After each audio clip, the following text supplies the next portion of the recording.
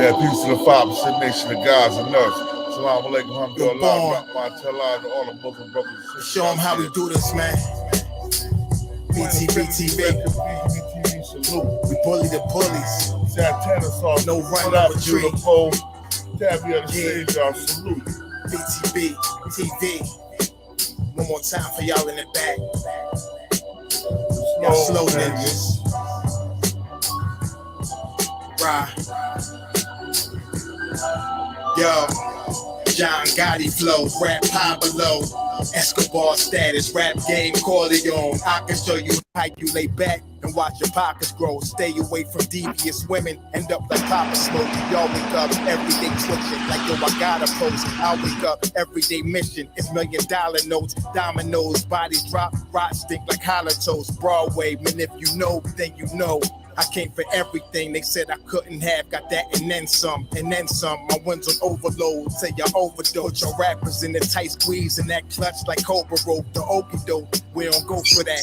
Harsh road, another tale from the street. Death and horror flow. The projects like a ghost try and haunt your soul. Another tale from the street. Homicide the folks who want to play till them guns scream adios. Another tale from the street, black mafia. So Don Corleone mixed with Al Capone. Another tale from the street, like an opera show. These kids be acting to their life movie, curtain closed. Nowadays, your foes will plot you wearing Malcolm X hats, 666, the devil on his shoulder, won the death match. Reminiscing when more street ninjas was off the hook, chasing D's up off the block, torn and running, get the force, blood on pavement. He's 12 years old and he tough to play with. He don't go to playgrounds, that's his fiends who want they veins stick. We can't miss, we can hit the talk and put our hands behind our back, our eyes closed and half brainless. Don't play with us. Another tale from the street, death and horror flow. The projects like a ghost try and haunt your soul. Another tale from the street, homicide the folk who want to play till them guns scream adios. Another tale from the street, black mafia. So Don Corleone mixed with Al Capone. Another tale from the street, like an opera show. These kids be acting till they like movie, curtain closed. Yeah, Btbtv. It's the movement, man. You're born. You're born, let's get 'em. Let's get 'em. Kaz, we up in here, man. Hood famous.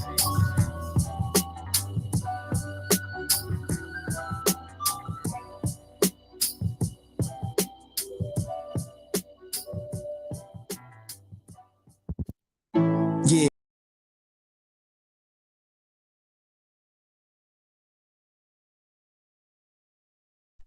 Peace, magnificent Mecca. I see you, Monique Hill.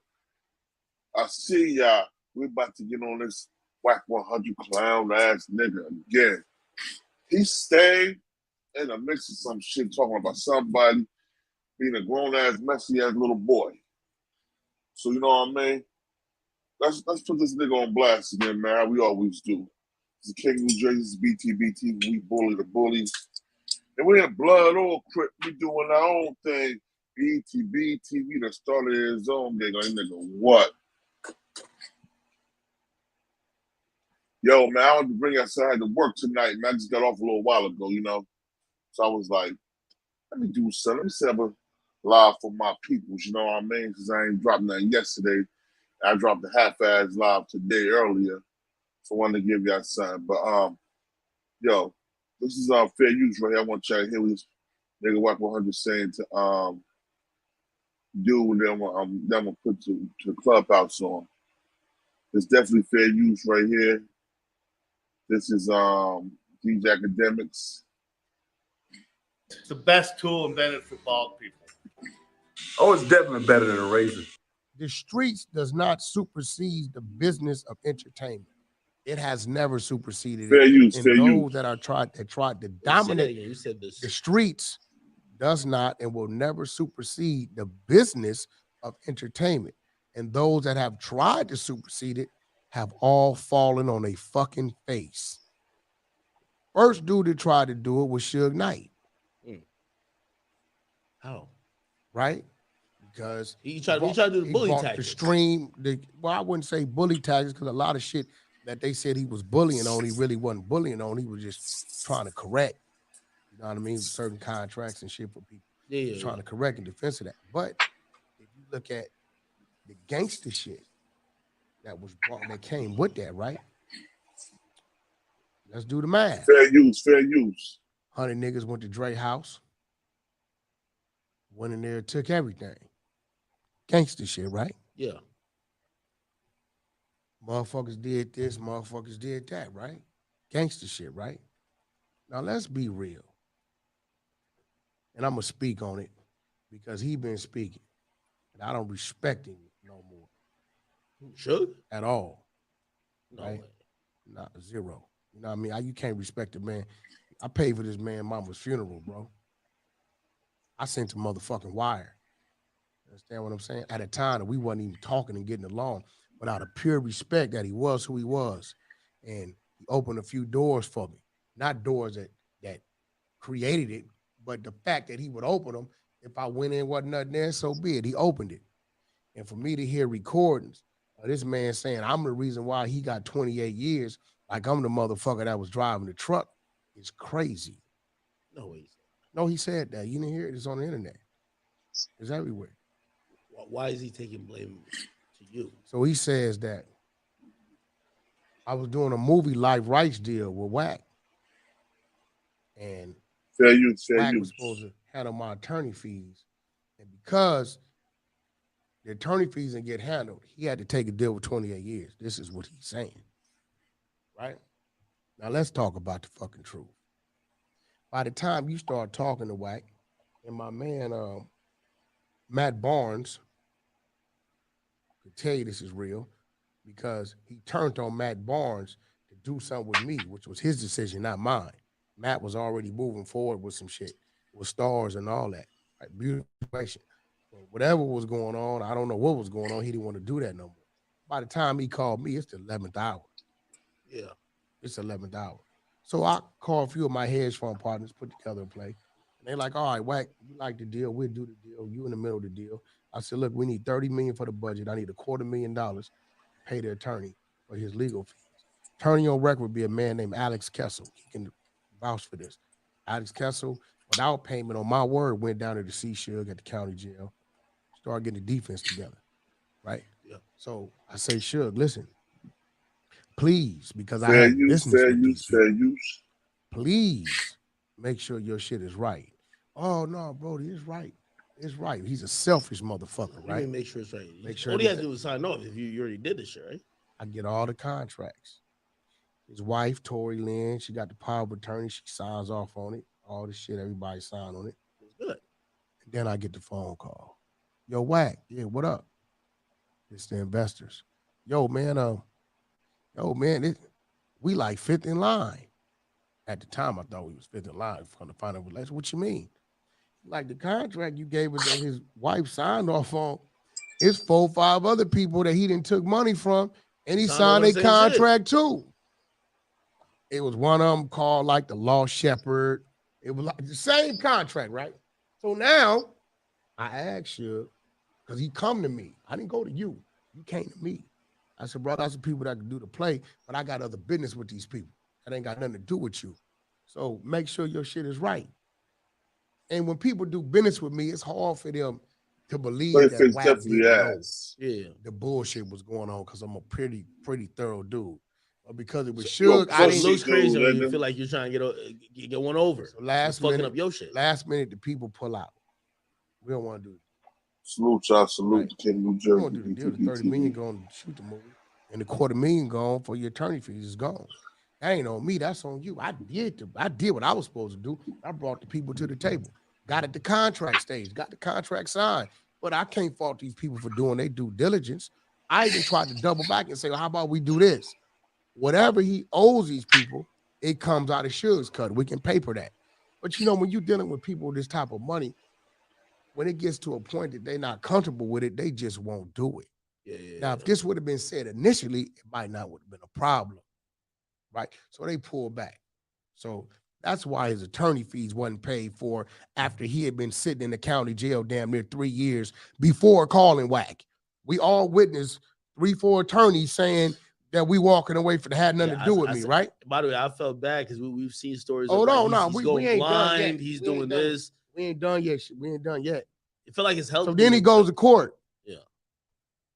This one's the perfect gift for the friend who's been getting a little too comfortable during quarantine. Maybe your son. You remember the article came out that Suge was legally blind? Legally blind, and he couldn't use the phone. They had phone restriction and all this. Yeah. Suge calling 100 times a day. I'm telling him, I'm like, yo, how you get on the phone like that? Oh, man, it's cool, man. You know that, you know what? I'm like, bro, they letting you get on the phone for a fucking reason. I hope you watching what you saying on his phone, right? Yeah.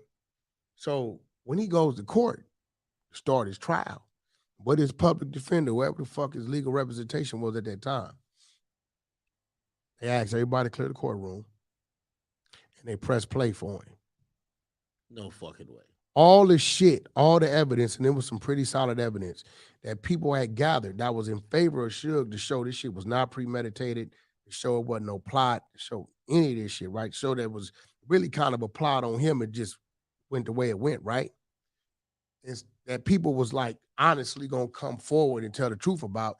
He'd get on the phone and tell motherfuckers, yeah, I had the homies go over here and press these motherfuckers about this. Yeah, I had this. I'm making these people.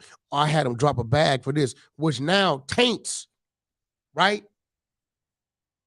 The shit that would have been working for you, because just leaving it the way it was, the honest Abe way, you want to make it look like you did some gangster shit to get, which wasn't true. Not only that, they got you on the phone with your sister, with your pops, with your niece, doing shit, all kind of shit, right? To where they say, listen, when we done with you, we're going to go get them or take. All right, I got the link, Pedro. Let me ask you a question. Wack 100, stay biting the head that feeds him. Yo, Big E, I need you to hit that link, Big E. Hit that link, Big E. Because we talking about your Compton, buddy. You know what I'm saying? Hit that link, man.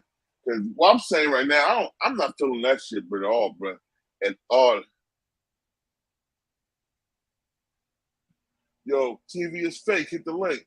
You on Big G. I need y'all in here. I just sent you a link. TV's fake. Big E, the link is at the top.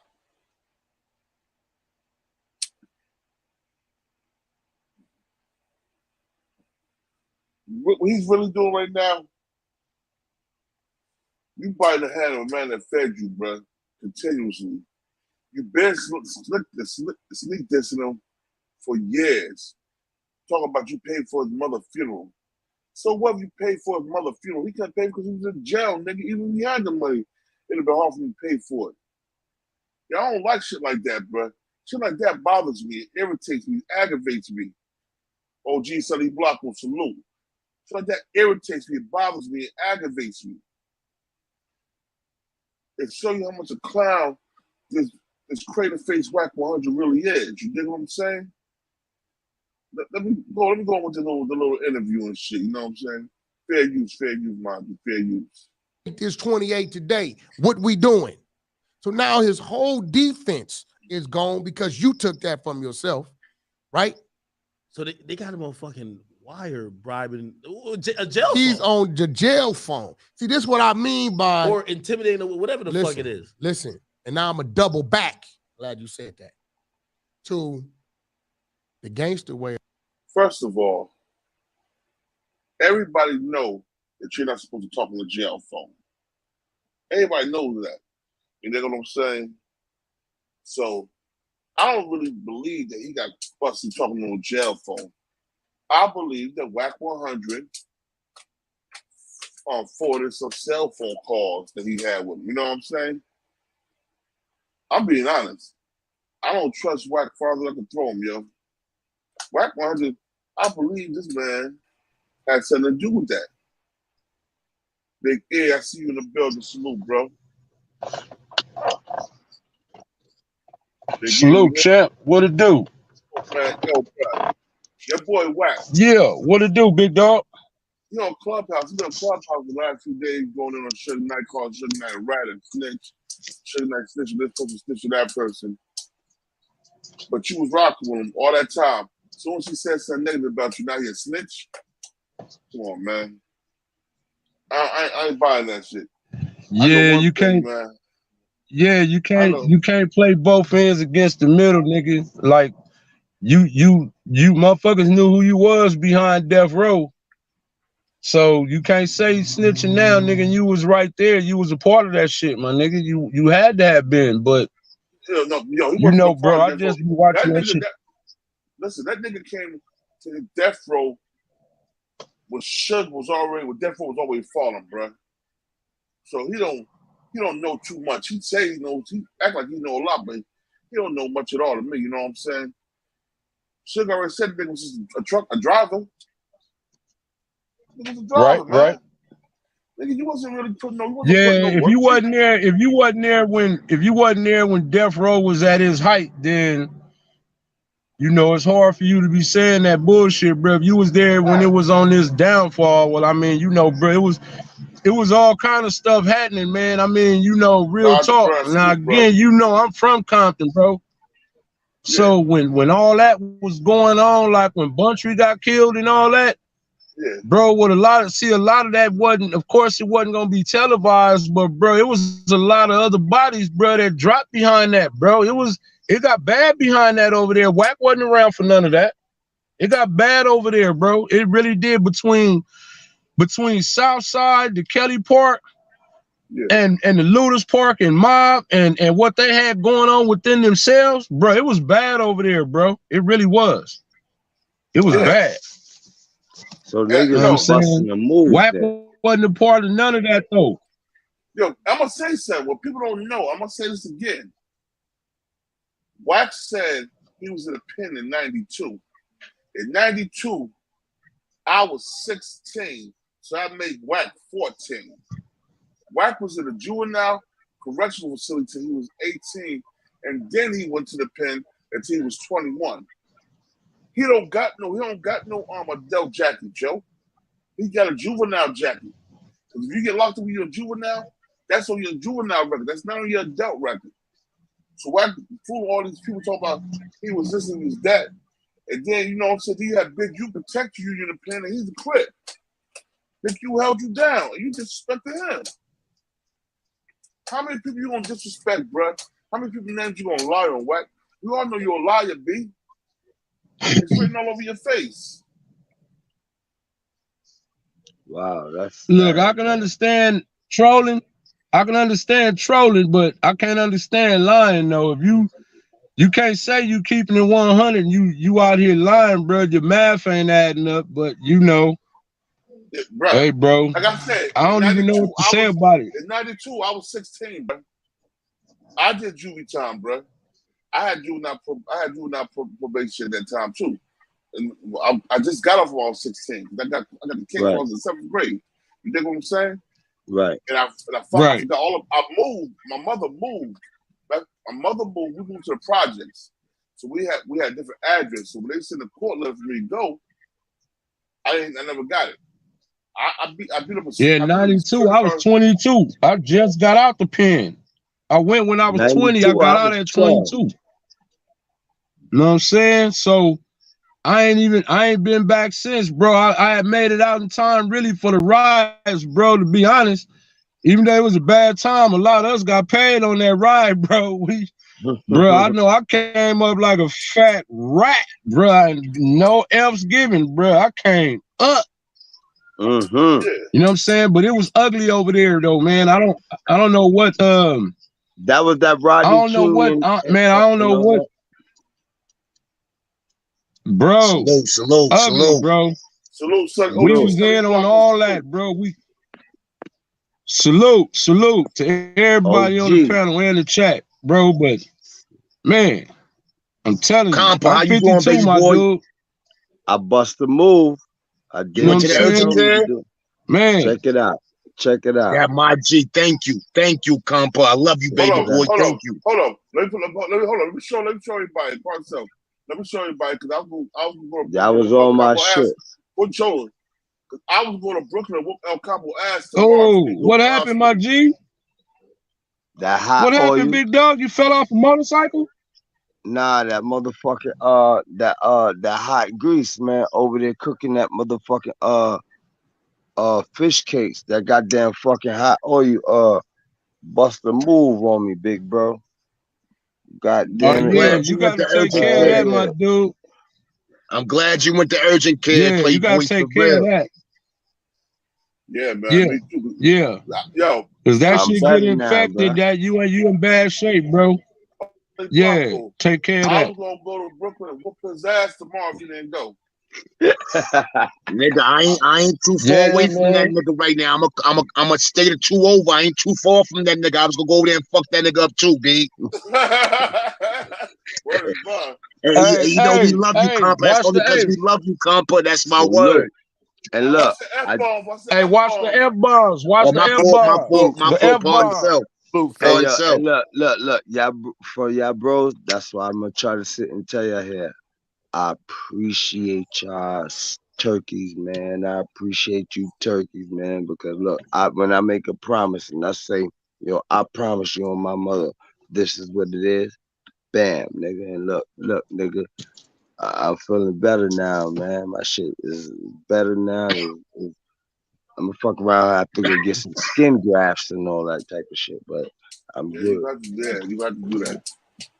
They're gonna take off your butt Word, cheek, compa. nigga. That shit could have got serious, compa. It could have got serious, bro. You got affected. They would amputate your arm, bro. Hey man, I appreciate you guys, man. I could tell you that. OG Sonny Blanco, Uncle N, Mac, Green eyes. Green eyes. everybody, Clear, my bro West Coast, jeez man, my bro fucking tight, bro. But he happy for me now, man. I just talked to my bro Cuba, Empress Cat, Black to the P. Cat, salute, Mecca, salute, God the brand, salute. Empress Cat, salute. But right now, we on King of New Jersey, Btbtv. You know Let's get back to the program. Let's get back to the program we're talking about. Black to the P, salute Black to the P. After we My done this, G, we still up here, we'll go there. Right now, we dealing with this right now because I'm about to eat Wack 100 punk ass up.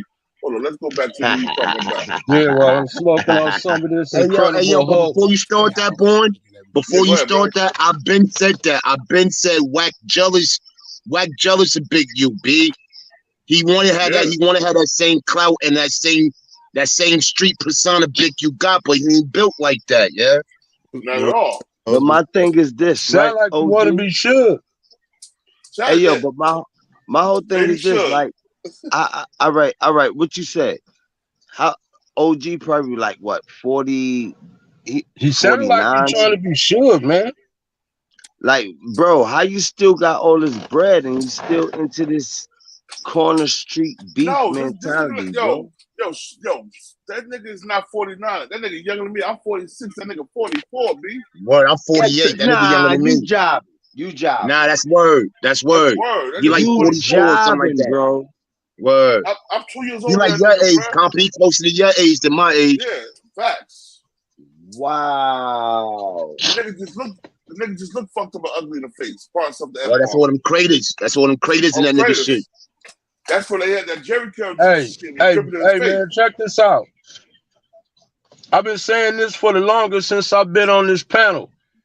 If you a cat and you 40, really if you 30 plus, 35 plus, but if you in your 40s still hollering about a rag and about the streets, to me, my dude, you know you missed it up top. Something wrong with you, bro. Cause you know what I'm saying. What are you doing, man? Your son listening to you. His buddies, everybody listening to you. That's crazy.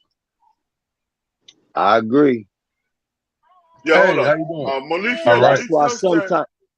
That's why sometimes. Hold on, 1 second. Monique Hill said, Suge still got pulled out here. His teeth speak before he opens his damn mouth. He know what it is.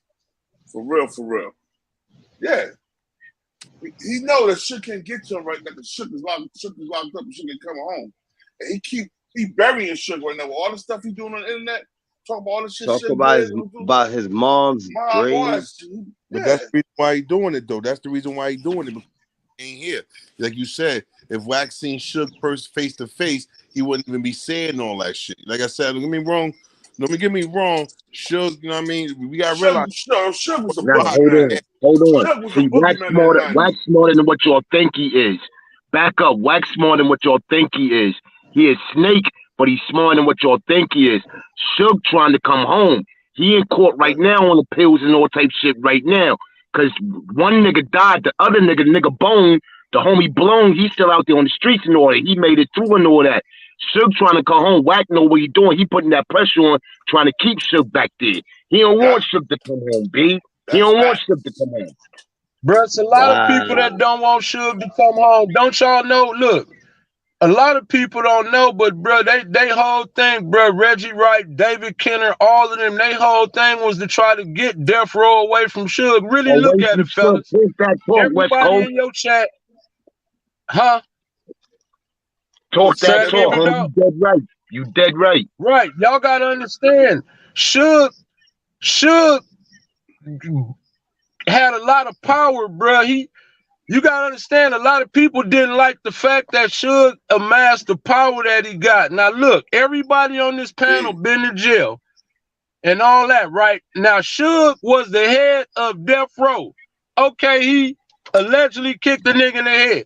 When have you ever known a $300 million nigga go to jail? I know dudes who done got caught with dope who didn't go to jail for no 9 years. Word of Come mother. on, man. That was a play to get Suge. On camera, though, bro, like he rolled over them niggas on camera, nigga. Like he backed up and rolled over that nigga again, and backed up again and rolled over the nigga on camera, bro. Yeah. Now look, but what's crazy though? But look, if you remember the video, my dude Tams is right around the corner from our neighborhood. If you look at the video, bro, Bone got out, bro. He was already on one because that whole beef actually started in Luthers Park. It didn't start at Tams. It started at Luthers Park. You know what I'm saying? Right. So when they made it over, by the time they made it over there to TC house, Bone was already over there. Now that's when y'all see the video. You remember he got out tripping. He actually went over there and started bombing on Suge. Word, you know what I'm saying? When Suge backed up, look, when Suge backed up, if you remember when he hit Bone, the jammy flew out of Bone's hand. You remember his homie went over there and grabbed the jammy. You know what I'm saying? That was you can see that clear on the video. I saw that video. All right. I saw that. So now, once his boy grabbed the jammy, you got to understand that was Bone's homeboy. He don't know if he gonna bust on Suge or not. He just hit him, right? Yeah. Now that's when TC come. He didn't try to kill. Hey, yo, he didn't try to kill TC. Tell them who Bone is. A lot of people don't know who Bone is. Tell them who Bone is, yeah. Bone is the dude from Training Day. Bone is the dude from Training Day. From Piece of Cold video, the big homie, right? Man. That's Bone. That's Cleveland. That's Cleveland. From the jungle, man. Word in the jungles. Word. Right. That's Cleveland. We ain't gotta talk too much. Right. All right. So that's Bone. All right. So you see, once old boy went and grabbed the jammy, that's when Suge took off. He wasn't trying to hit TC. Him and TC wasn't beefing. TC was cool with everybody. Bloods and Crips. Everybody was cool with TC. He didn't have no enemies like that. They said TC was trying to be the peacemaker. That was a pure accident. Right. So I don't know why, to be honest, I don't know why he would walk in front of a nigga truck in that situation. To me, that was just a very unfortunate accident. But that played right into their hands, because now Suge stuck in jail and he don't have Death Row. That was the whole thing, to get Death Row away from that nigga. Y'all got to understand, sometimes it's bigger than the individual. Any black man, especially if he is a heterosexual black man in America that got that kind of power, my nigga, you gonna fall. Hey, but watch this. Let me flip that coin. Let me flip that coin for you too. I'm staying on your same page, but I'm gonna flip the coin. It's another reason why I think niggas ain't want Suge to get it up too. Because if you let the story be told about Suge, Suge was always in the Pablo Blood neighborhood and all that, but he wasn't really active. Nigga was a football player, Pops is a cop, and all that good shit. Like, niggas was surprised that this nigga made it, who really ain't got the stripes, who really was bullying niggas doing the bodyguard and shit and all that shit, and made his way through the entertainment industry. Niggas was mad at that. Niggas like, this nigga ain't got the stripes for that shit. How he did that shit? So he wasn't busting the move? Nah, nigga was a football player, B. He was in the blood, Nick. Don't get it fucked up. He was around all the homies. He in the homie. He was almost like 550, B. On the East Coast, we call that 550. He wasn't really active for none of that. A nigga was a football player. Plus, his pops is a cop, compa. Wow. And plus, you gotta understand when he was a bodyguard. I know his pops was a cop. Hey, but you gotta understand when you're a bodyguard, you meet a lot of people in the industry. You know what I'm saying? All that nigga was doing was sitting back taking notes. Yeah. Yeah, so you meet a lot of people. Suge, you gotta understand, Suge ain't no dummy neither. They like to make it seem like street dudes is dummy. Niggas is not dumb. Okay, to be for a perfect example. Freeway Rick dropped out of school in like the 7th, 8th grade. That nigga amassed $1 million fortune. The Snowfall is about Freeway Rick, nigga. Word, that part. Right. You know what I'm saying? So niggas ain't dumb, but what it is, and I'm gonna keep it frank, bruh, we be surrounded by a lot of Judas ass niggas. Now, I'm finna tell you an example since he out there. We're gonna just say Mob James. Okay, how you gonna be security when you a felon? How you gonna say you security? Before you get on Mob James, is it true he snitched on me? That's all I want to know. Man, yeah, that's a fact. That's a fact. He did. He even admitted. He even said after they killed Bunty, he felt like he don't owe them no loyalty. Yeah, but listen what I'm saying though. How you gonna say you security and how you feel like a nigga owe you money like that when you a felon? You can't even have a gun. Be a felon and get caught with a gun out here, my nigga. The gun laws out here is strict, and most strict, my nigga. Bro, they do we got the worst gun laws, bro. Me and you, nigga. That's like New York. Okay, you understand? Jersey gun laws are worse than New York and Cali gun laws. Jersey gun laws. Hey, but worse. So they all bad. What I'm saying is they all bad, is what we saying. And for you to be an ex-felon, how you gonna be security and you can't have no gun? It don't matter how good you can fight, nigga. Them other niggas is busting rounds, nigga. Yeah, all that other shit don't matter. That's right. You know what I'm saying? So I'm gonna tell you, a lot. Yo, Night Rider, salute. Hey, yo, I got a phone call coming in. I'm gonna check back in. Be easy, good people. Yo, Night Rider, you wanna hit that link, Night Rider? You wanna hit that link, Night Rider? Hit that link, bro. Hit that link, Night Rider 707 DC. Me and him. Salute. Hey, but you know what I'm saying, brother? Just saying, man, that you know, bruh, Suge, a lot of dudes, bruh, you be thinking be cool with you.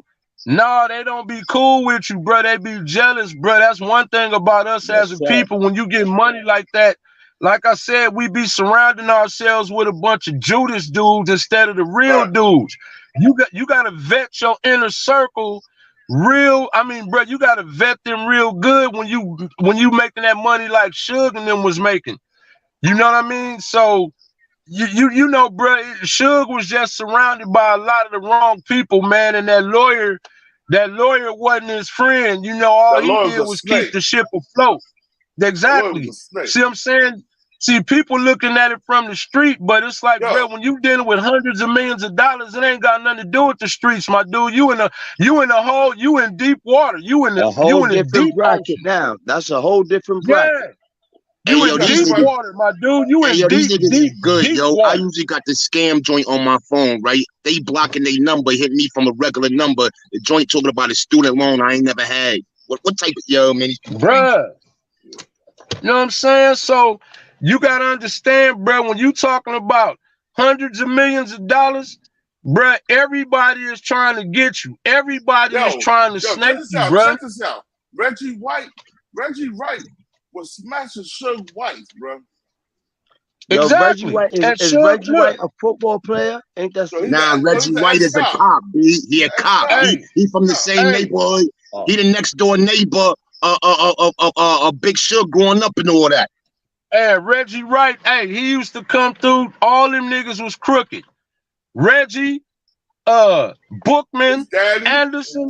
Bro, look, let me tell you how crooked they was, and let me tell you why the Compton PD had to get up out of Compton. Okay, all them homicides that was happening, right?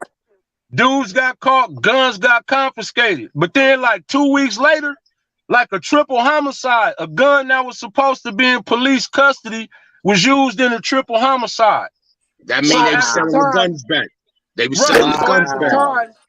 That's why they got rid of Omar Bradley, because Omar Bradley said, no, Compton police is too corrupt. That's why they brought the sheriffs in. And that's why they made sure they got rid of Omar Bradley. Hey, yo, homie, you from the West Coast. You from Cali, right? I'm from Compton, my dude. You from Compton. Salute, Bompton and all that. But yo, listen, I always was told, and a lot of niggas don't know this history. I was always told when it comes to this red thing and all that, niggas don't know Nick Cannon's father like a founding member and all that. Nick Cannon bust a move, nigga. His father founding member. Nick Cannon is plugged in, though. A lot of dudes look at him. Yeah, his father founding member. Like that's a fact.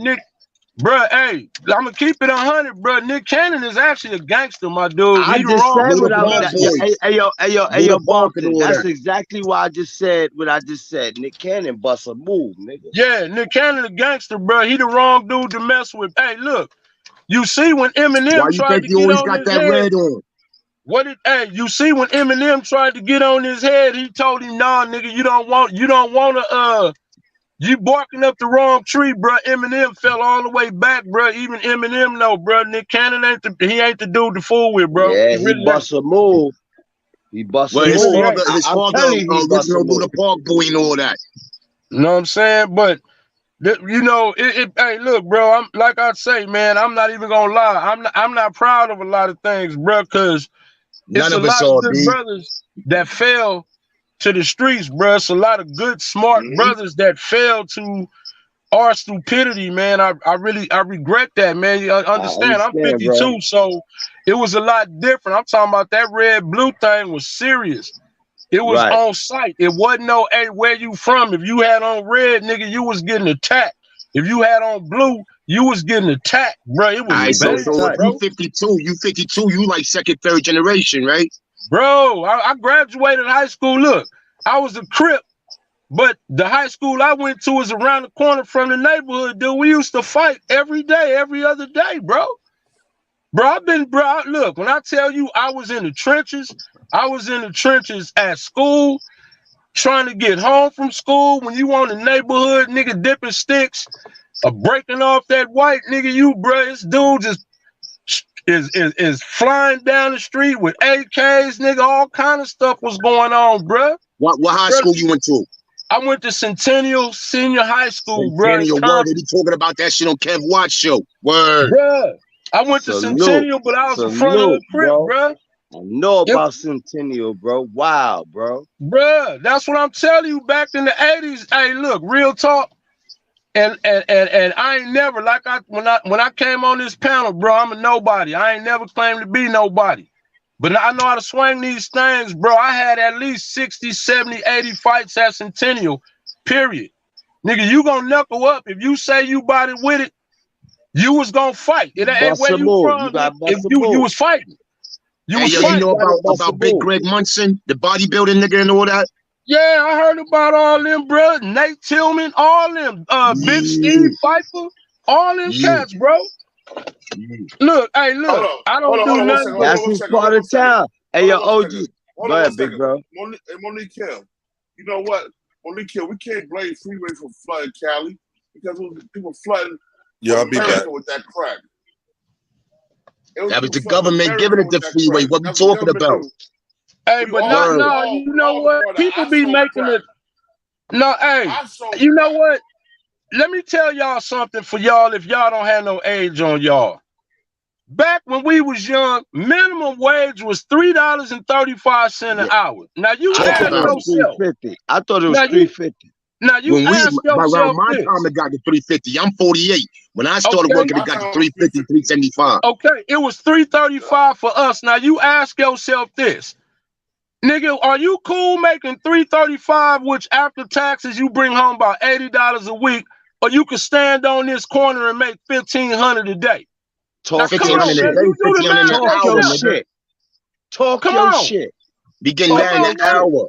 We could sit up here and pontificate about what's right and what's morally right, but what's morally wrong is $3.35 an hour, nigga. What you gonna do with that?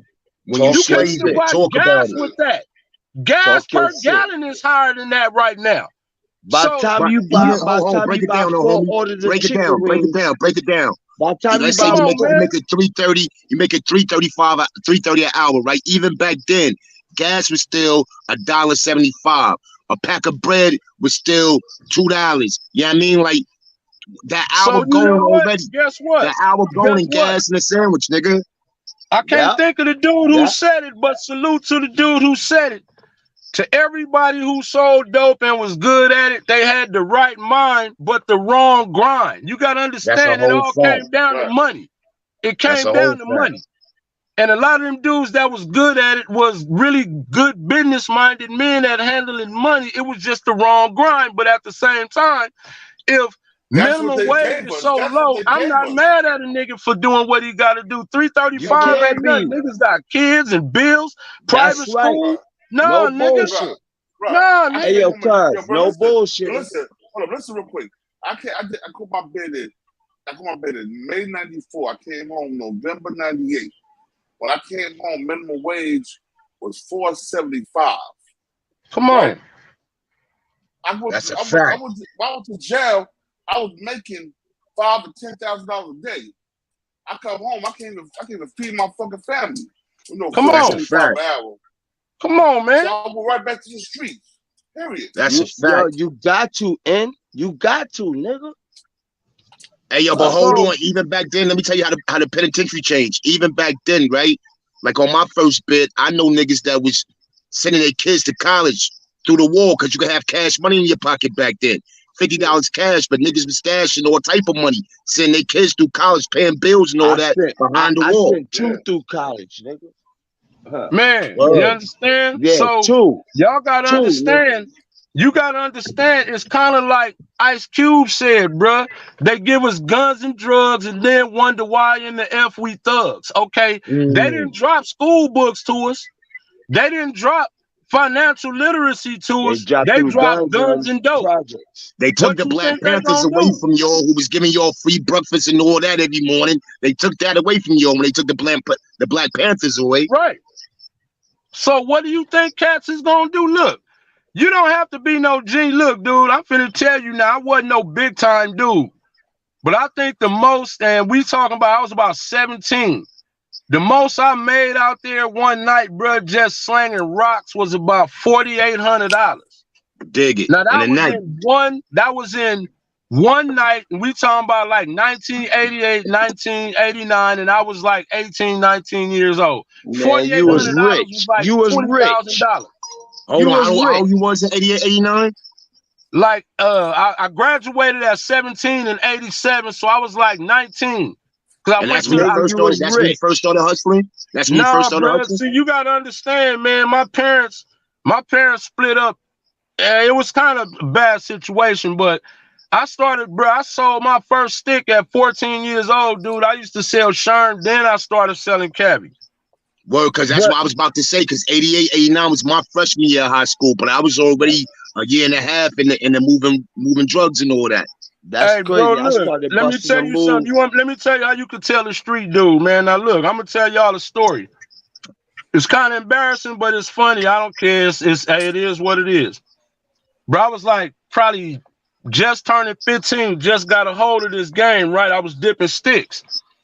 And so I was out there with the homie Pote. Matter of fact, Bam, that be on Kev Mack show, Bam from Front Hood, one of his younger brothers, Pote. He be on Kev Mack video, Bam from OFA. I synced them. Words. Oh, yeah, his brother, Pote. So anyway, we out there dipping them sticks. So, brother, you know, she resting in peace, so I can say it. This broad named Roberta, she came through there. Now, this was when the Fila sweatsuits, the gold on the road. She had her fresh Jerry curl. She just smoked that wet. So she was like, I want to get a stick. I'm like, all right. She was like, but I ain't got no money.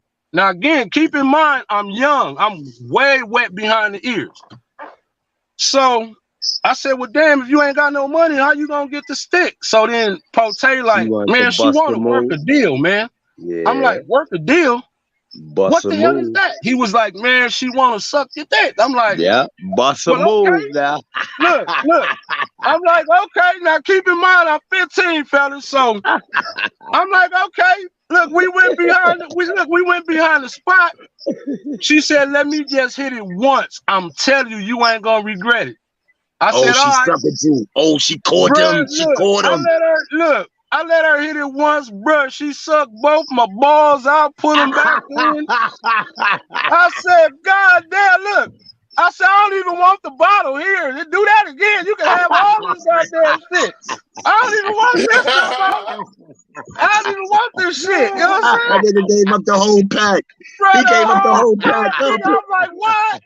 Hey, look, the next 2-3 days when I seen her again, I said, here, you ain't got to pay, do that again. I don't even want the said, I ain't never had that shit done to me before, yeah. Damn, hey, so look. That nigga sound like Day. That nigga sound like Day. Hey, bro, hey. Real talk. Hey, real talk. If a nigga don't have no stories like that, I don't believe you been in the street. You ain't no motherfucking nigga now. Let me tell you something. Everybody hit a crackhead before. If you hustle. Yo, bro, man, let me tell you something. On my mother, nigga. Man. I ain't never hit one. Hold on, listen. I ain't never hit one. I got plenty of head. I got with me, but I ain't never hit one. Yo, let me tell you something. Nah, I bust a move now. Let me tell you something. I bust a move, and let me tell you something. If you was to see these motherfucking dope heads and these crackheads, nigga, I guarantee you 98% of you more efforts on this goddamn show of what left y'all white.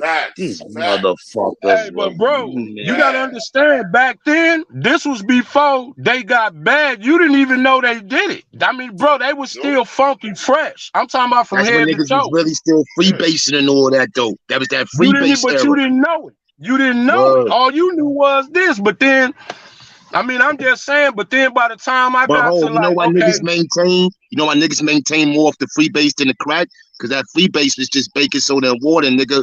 Once you start putting that ammonia and all that every extra shit in it, niggas got crazy. Bro. Hey, yo, before y'all bust a move, I want to say to y'all, I love y'all brothers. I'm gonna bust a move. I'm gonna go fuck with my bro Black to the P real quick. Yo, King, I'm about to be out. I'm what's the name? I'm gonna tune right back into you. I gotta go back and forth. I gotta support my brothers. I love you guys, man. Salute, bro.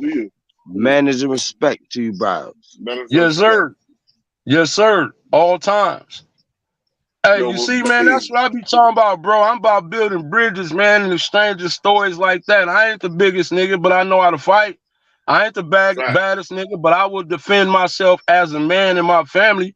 I'm not finna get out here and be hollering niggas. Nigga, I'm not doing that, bro. I feel like I'm too grown of a man for that, bro. That ain't taking no shots at nobody, but I don't feel like grown men should hold themselves like that. Big dog, you see what I do, man. I just work out. I go to work. I work out, my dude. That's all I do. All that other extra stuff. Hold on. Let me put this on real quick so that people can hear some more of this nigga Wack 100 talking slick. And Dre putting his hands up and saying, hey, yo, man, I don't want no problems. I'm not no gangster. Take this shit. They took everything, stripped him down to nothing. 20-something years later, Dre's a billionaire. This man got 28 years at 55 motherfucking years old. His release date when he's 70 years old, right? So I'm going to be real. That's why I get offended when people say, Wack, you trying to be like Suge. I am not trying to be like Suge. That's what I don't want to be like. I don't want to be an old man sitting in the motherfucking penitentiary on a PC yard. That's what I right? Talking about I'm going to get out when I'm 70 years old. I don't want to be a motherfucker that backbites and backstabs everybody that attempts to try to help me. I don't want to be that type of dude. But you had a motherfucking multi-million-dollar company. Company worth 600, 700, 800 million. You strip Dre down to nothing. He worth $1 billion a day. Okay, well, let's see what he worth. Death Row is not owned by him. The logo's not owned by him. The master's not owned by him. I got more access to this shit than he do. I heard Snoop say recently that he wished he was putting control of that shit that he. Yo, I'm gonna tell you something. This nigga Wack 100, he gassed himself up like he's such a big man. This nigga's a sucker, bro. I know you live in Jersey, Wack 100. I know exactly where you live. So keep all that hot shit going, man. Bro, this guy's crazy, bro. You see how jealousy, bro. Look, nigga cannot tell me that niggas wasn't jealous of Suge, bro. Suge had it going on for a minute. Suge was running music for a minute. I mean, not Suge just Puffy with rap. was the biggest nigga. Suge Puffy was the biggest niggas in hip hop entertainment in the 90s. Bruh, and not just that though, big dog. Look, Suge got Mary J. Blige out of her contract. Remember, he got Jodeci out of their contract. Suge did a lot of favors for a lot of other artists that got caught up in bad contracts. So yeah. Suge, see, people think that Suge was feared on some Crip blood. No, it ain't had nothing to do with that, bruh. It's what he was able to do within the industry as far as getting people out of contracts and getting people their money. He was able to go strong on really powerful moguls. We ain't talking about no. See, this the only thing that I don't Suge. Okay, Suge ain't no hood nigga, man. So when dudes want to say, well, he wouldn't this, he wouldn't that, bro. That's $1 million man. He not supposed to be moving like that. You know what I'm saying? When you work on, and can't nobody on this panel or in your chat say that if they was worth millions of dollars, that they would be on the corner in Brownsville or Bed-Stuy or in Watts or on Wilmington somewhere. Why would you? You've been there all your life. You got millions of dollars. Matter of fact, you got hundreds of millions of dollars. You do for the hood and you keep it moving. You put up a school or, you know what I'm saying? You put a studio or something in there, something people can utilize, and you keep it pushing. Right, and you keep it moving. 1 second. Yo, Big E, 1 second.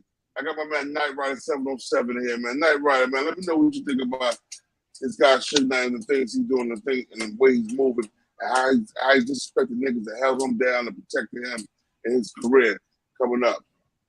Who, Wack 100? Yeah. Man, so I need to know everything what's going on with him. I heard that, you know, he was going at Suge Knight. But he said Suge Knight was a rat. He said Suge Knight wasn't loyal to nobody but himself. But I know for a fact that Suge Knight bought niggas' houses, got niggas out of contracts, like Big E said, to kill a lot of niggas. That Suge Knight was a bully, and I bully the bullies. This was Btbtv. Was fucking niggas, girls and shit too, though. I did hear that shit though. Yeah, man. Yeah, he got a baby. Remember Michelet? He got a baby by Michelet too. Dr. Dre, you remember Michelet was Dr. Dre baby mama. Then Suge had a baby by her. Yeah. Dr. Dre wife. Yep, there you go. Dr. Dre wife. There you go. She was married to him? Oh, she was married to Dre? Mm-hmm. Yeah. Oh, damn, I ain't even know that. Hey. Well, Michelet was a whole anyway. Hey, but Michelet was scandalous though, bro. Michelet was, you heard Dad say it on the interview. She was screwing Suge, Dre, and Pac. That Death Row was gonna fall. Them the three main dudes. Yo, I heard Death Row was passing Mary J around too, like a blunt. Well, probably because he got her out of that contract with Andre Harrell. Was it Uptown or MCA? I think it was Uptown. Yeah, Uptown. Yeah, I think it was Uptown. He got her and Jodeci out of that contract. Cause you remember they started Jodeci started doing recording, they started doing features for Death Row. Mm-hmm. Yo, Dr. Dre did that Family Affair. Let's get it crunk up. But that's a Dre beat. Yeah, facts. Dre did that for Mary J. It was a lot going on, and I'm finna tell you who don't never get no credit for his work in Death Row, bro. And that's DJ Quick, bro. DJ Quick did a lot of stuff, a lot of mixing for Death Row, bro. He don't get his credit, bro. Him and DJ Quick and that, like, bro, ambitions of a writer. Yeah, bro. Diligent Him did and a lot of Daz work. did a lot, Yo, bro. They did a lot. Salute to my big bro Daz. I was his bodyguard when he was in Atlanta. Me and Daz, we still tight, man. Daz is a good dude, man. So, Daz but got a lot of again, stuff, too. y'all all know, at least y'all should know, when you talking about hundreds of millions of dollars being pretty much just passed on around, them niggas had more money than they could spend, more money than they knew what they could do with. We ain't talking about just the niggas around you like Mob James and all them. We talking about the white boys, bro. Again, we talking about deep water. Bro, you out there with the Leor Cohens and them Jimmy Iovine's, bro, and Ted Turner and bro Warren Buffett, bro. You out there with like, bro, the megalodons, bro. And the name of the game is to get them hundreds of millions away from you. They already think niggas is big and dumb, and we prove them right every time we log on. You see it. Y'all see dumb shit on the internet every day. Every time Wack 100 log on, the Night Rider 707. Yo, let everybody know who you are, bro. Night Rider 707. Let everybody know who you are. You know what I'm saying? What you do. You know what I'm saying? Shout your channel out while we up here. Oh yeah, man. I appreciate that, man. All day, man. Yeah, Night Rider 707, man. I be covering a lot of.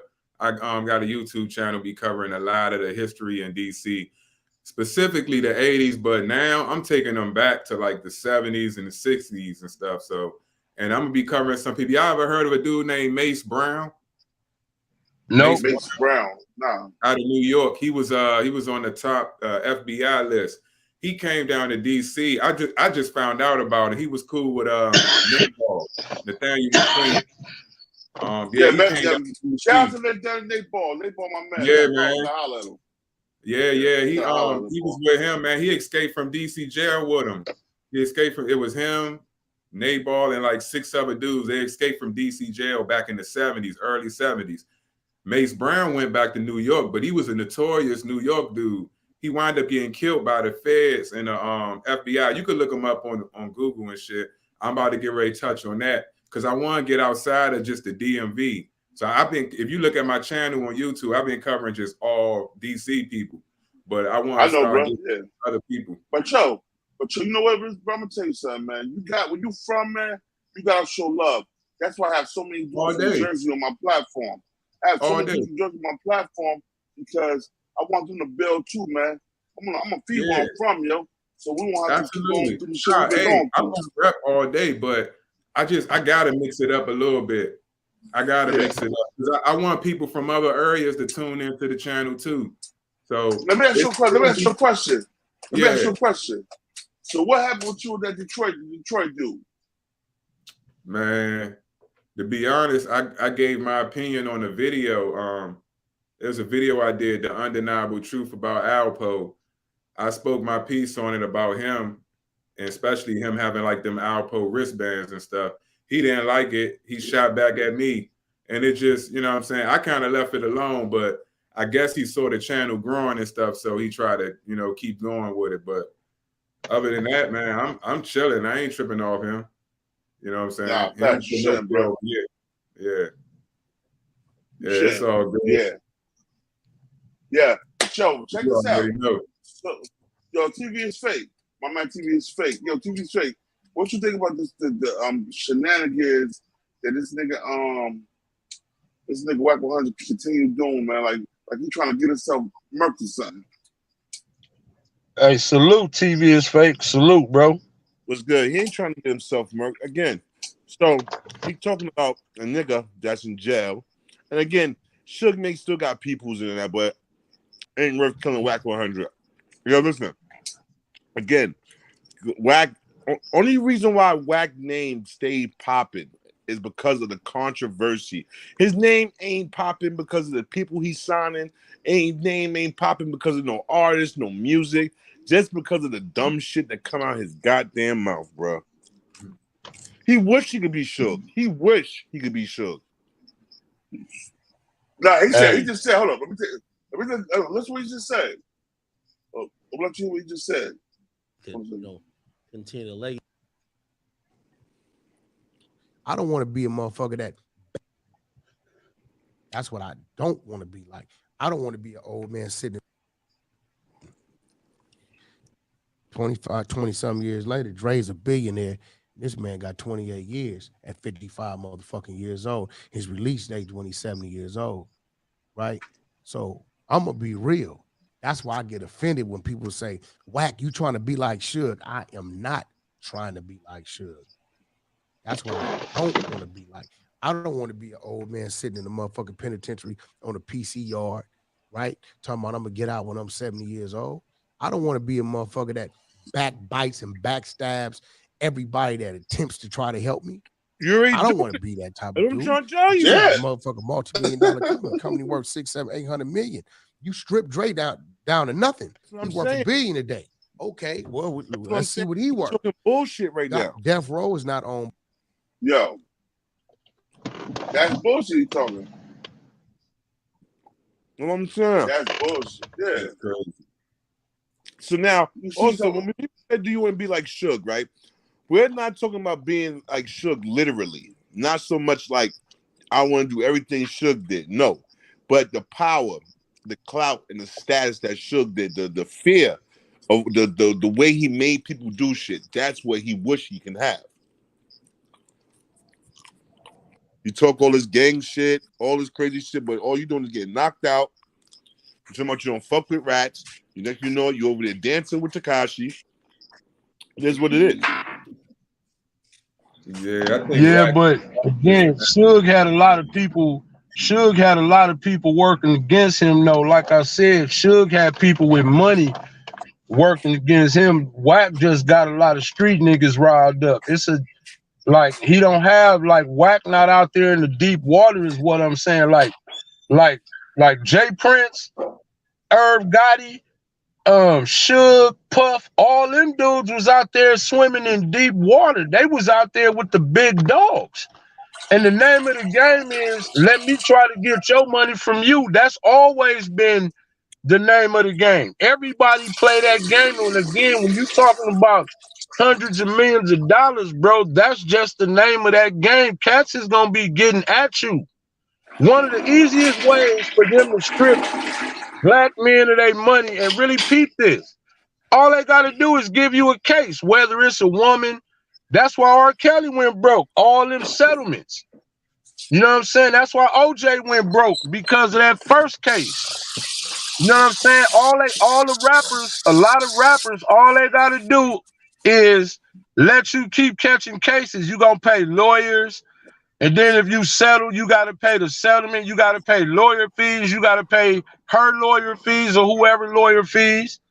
You see what I'm saying? When you got all the money, you literally got everybody trying to get at you. Everybody is trying to take your money from you, including the people that's the closest to you.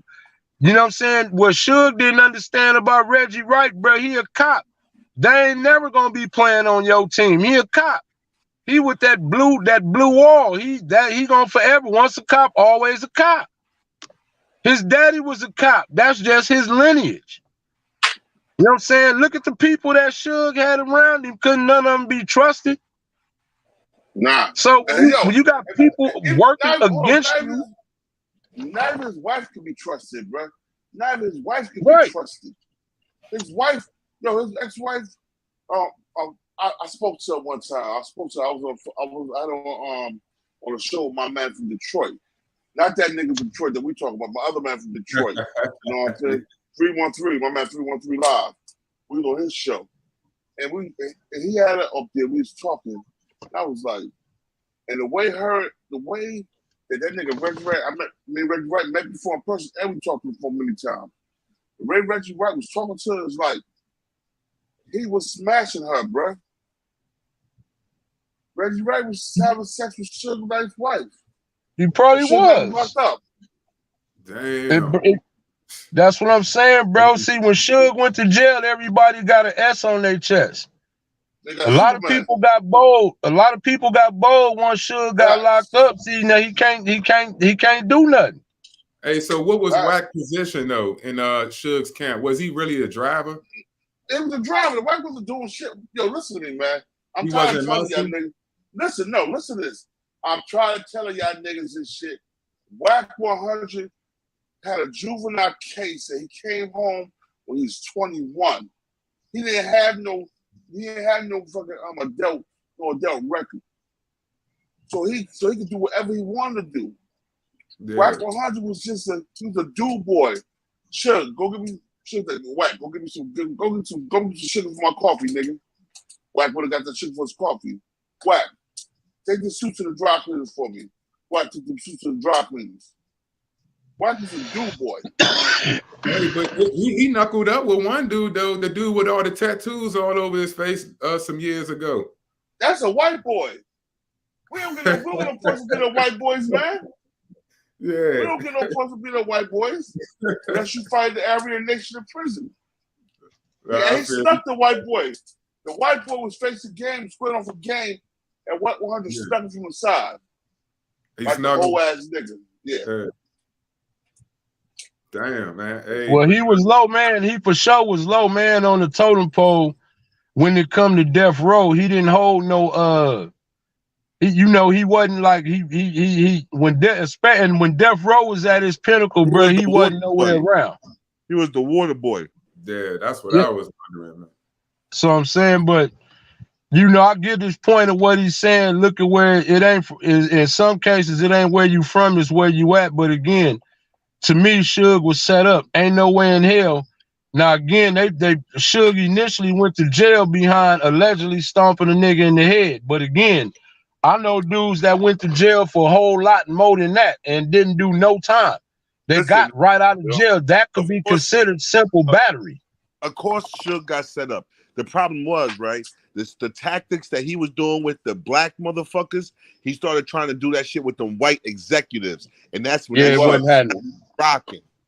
Yeah, it wasn't happening. When he went up wasn't going to do them like that. Oh, hell no. That was at all, bro. Suge. That's what fucked Suge. Yeah, I'm gonna say something, man. I'm gonna say something. Y'all gonna laugh at me. This was in 2000. I think like 2004. That's why I was in Atlanta, 2004, 2005, man. And Suge came to the club out there. I came to the club, Dreams ATL. That day, Snoop Dogg and them was performing. But Snoop Dogg wasn't with Death Row no more.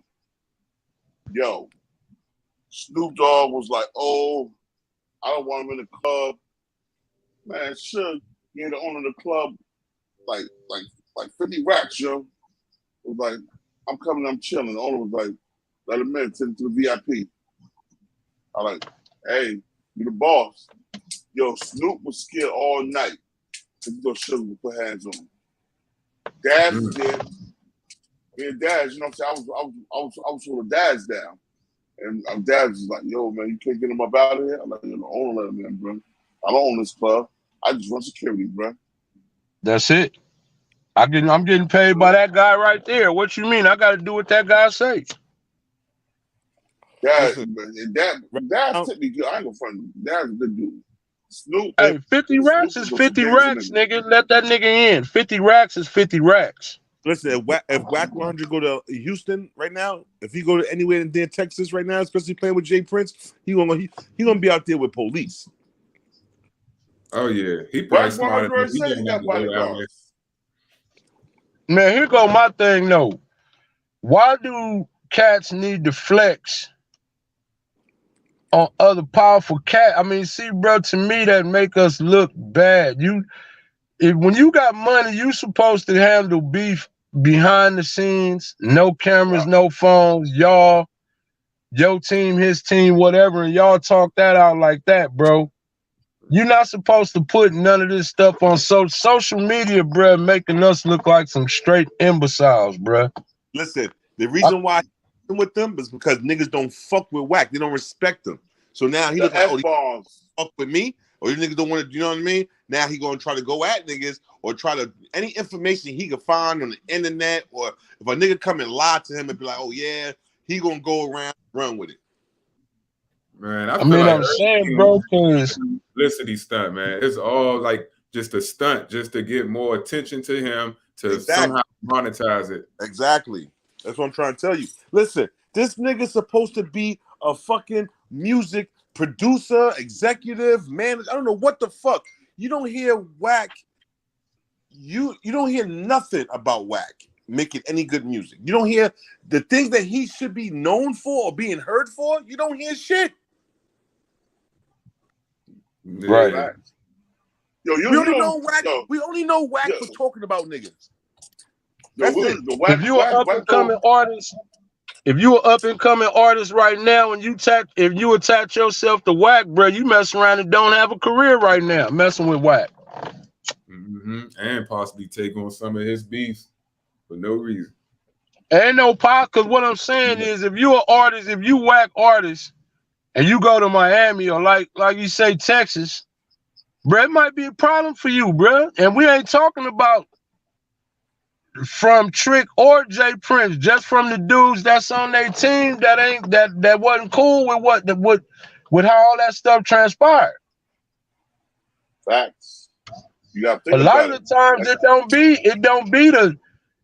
be that dude. It be somebody else that's cool with them. It be a whole nother team of cats that's on your ass. But I mean, like I say, bro, the way I look at it, bro, Wack a grown man. He put it out there. He say he stand on it. So whatever come his way, I mean, it gotta be what it is. I mean, to be honest, I would hate to see something, just on mine. I'm tired of seeing us fall, but you can't keep stirring the pot like that. You know what I mean? It's some it's some dudes that's gonna take that a certain kind of way, man. I'm just, like I say, man, we as a people, man, we need to stop. Check this. This is fair use right here. Fair use. I want to hear this right here. This is Wack talking about me over and went talking to the penitentiary and went to the PC yard. Man, come on, man. I don't give a fuck about nothing. All eyes on me, bro. It's over with, bro. That's it. When you came home after doing your time, you can never get back up. Bottom line, he's still riding 4 years, 1992 to 1996. This is 2022. That's 22 and 4. For 26 years, he ain't accomplished shit. Out of the last 30 years, 26 of them was no accomplishment. Barry Gordy. Shit crazy. This is just the reality of it. Nobody's ever thought about it like that, though. I was just thinking, you've been successful in the business way longer. Way more. Jay-Z, I give him that. Bro, this real shit. His thing started in 92. It was over with in 96. He went to prison and came home in like 01, 02 and never got back up. While he was in prison, nothing never happened. Down there, one for Reggie Wright, who wouldn't even been there when he came home. Reggie had to put all that shit in his name, bills in his name, refinance, pull out millions of dollars to float the shit to make it look like he was still there. It's just real shit. We put it on the table. We got a 30-year run from today to when it started. Only 4 years he was successful. The other motherfucker, 26, has been nothing. Just real. You've been to prison twice, lost your company, lost your catalog, got knocked out 3 times, shot 5 times, and caught a life sentence. Caught 28 years, and went to prison and went to a PC yard. That's the gist of it. And y'all jacking that. Now, what I want to say is, he talking about Suge getting knocked out 3 times, Suge getting shot. Well, Suge got knocked out, he was old. Wack, when you got knocked out, it was just a few years ago. You're supposed to be in your prime, my nigga. Right. They said knocked him out. Wasn't it J-Rock? Yeah, J-Rock. Yeah. Wack said that J-Rock knocked him out. Listen, Wack said in the video, J-Rock knocked me out. He don't feed me and knocked me out. Y'all ain't grabbing him. Why y'all grabbing me? Man. You said it. Then you said you never got knocked out. Look, Prime Suge, nobody was messing with Prime Suge. Once Death Row crumbled and Suge started having legal troubles and all that, that's when dudes got emboldened, catching him when he was in clubs, or you know, like that. You know, it's like whatever, dude. Them wasn't nothing but clout chasing moves, bruh. But if Suge hadn't been going through all them legal troubles, wouldn't none of that even happen. You wouldn't even been able to get close to Suge, bro. Like I say, man, I like to give dudes their flowers more than try to tear brothers down, because we always tearing brothers. Niggas like Wack tearing niggas down. You know what I'm saying? It's like, oh, that's not cool to me. But Suge, well, like you said, he ran in the 90s, bro. Suge Knight is forever, bro. His name is etched in history, bro. And bruh, I'm talking about the good. Suge Knight went to New York and said, if you don't want your executive dancing in your videos, all in your videos, come to Death Row. In New York. Bruh. I'm a Jersey nigga. You know what I'm saying? He said that in New York. Suge was a hog, bro. Yeah, Suge was a hog. Like I said, well, it's like you said, bro. He started trying to use them tactics with them white boys and them Jewish cats, and they wasn't having that. Like, nah, bro, that's a whole different plan, bro. You talking about playing 5D chess. You know what I'm saying? Like, nah, bro, you got to get that nigga attitude out of there when you with them. It's period. You can't bring the streets to them. Because they don't play in the streets. They run the streets without having to be in the streets. You know what I'm saying? Because people thought, brothers, nah, let me tell you who was running music, real talk, bro. It was really Leor Cohen and Jimmy Iovine, bro. Wasn't nothing happening without they say so. I don't care what nobody say. You see what he did to Dame Dash? That was Leor Cohen that said, nah, blackball Dame up out of this.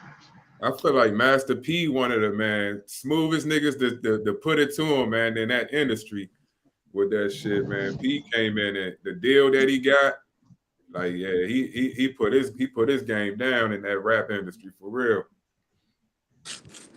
That shit was wild. Yeah, he did, bro. Master P did. Birdman did. Yeah, Birdman. Suge did. Jay Prince, Irv Gotti. A lot of them dudes that really knew what they was doing, bro. They had success, bro. But see what helped them out? They had the artists too, though. Yeah. You know, it's almost like a team. You know, you as good as your team is. And you know them dudes that we talking about, well, Master P, I think he got more hometown support and more Southern support than anything. He had like a 90. I don't know how it was structured, but it was structured in a way where he Bout It the benefits. He stand out when that movie Bout It came out. Then everybody started looking at them down there like a little bit different. You know what I mean? Yeah, but I'm just saying, artist for artist, just musically, I didn't really, you know, he had one or two considering all the artists he had on his team. Maybe I was a little bit biased towards East Coast and West Coast and maybe more Atlanta artists. You know what I'm saying? And just, you know, various other ones. But I didn't think that a lot of artists that was under No Limit was like all that hot. They had a single here. Yo, bro. Yeah, they ran the game for a minute. Only person No Limit that was hot was, what's old boy name? Mystical.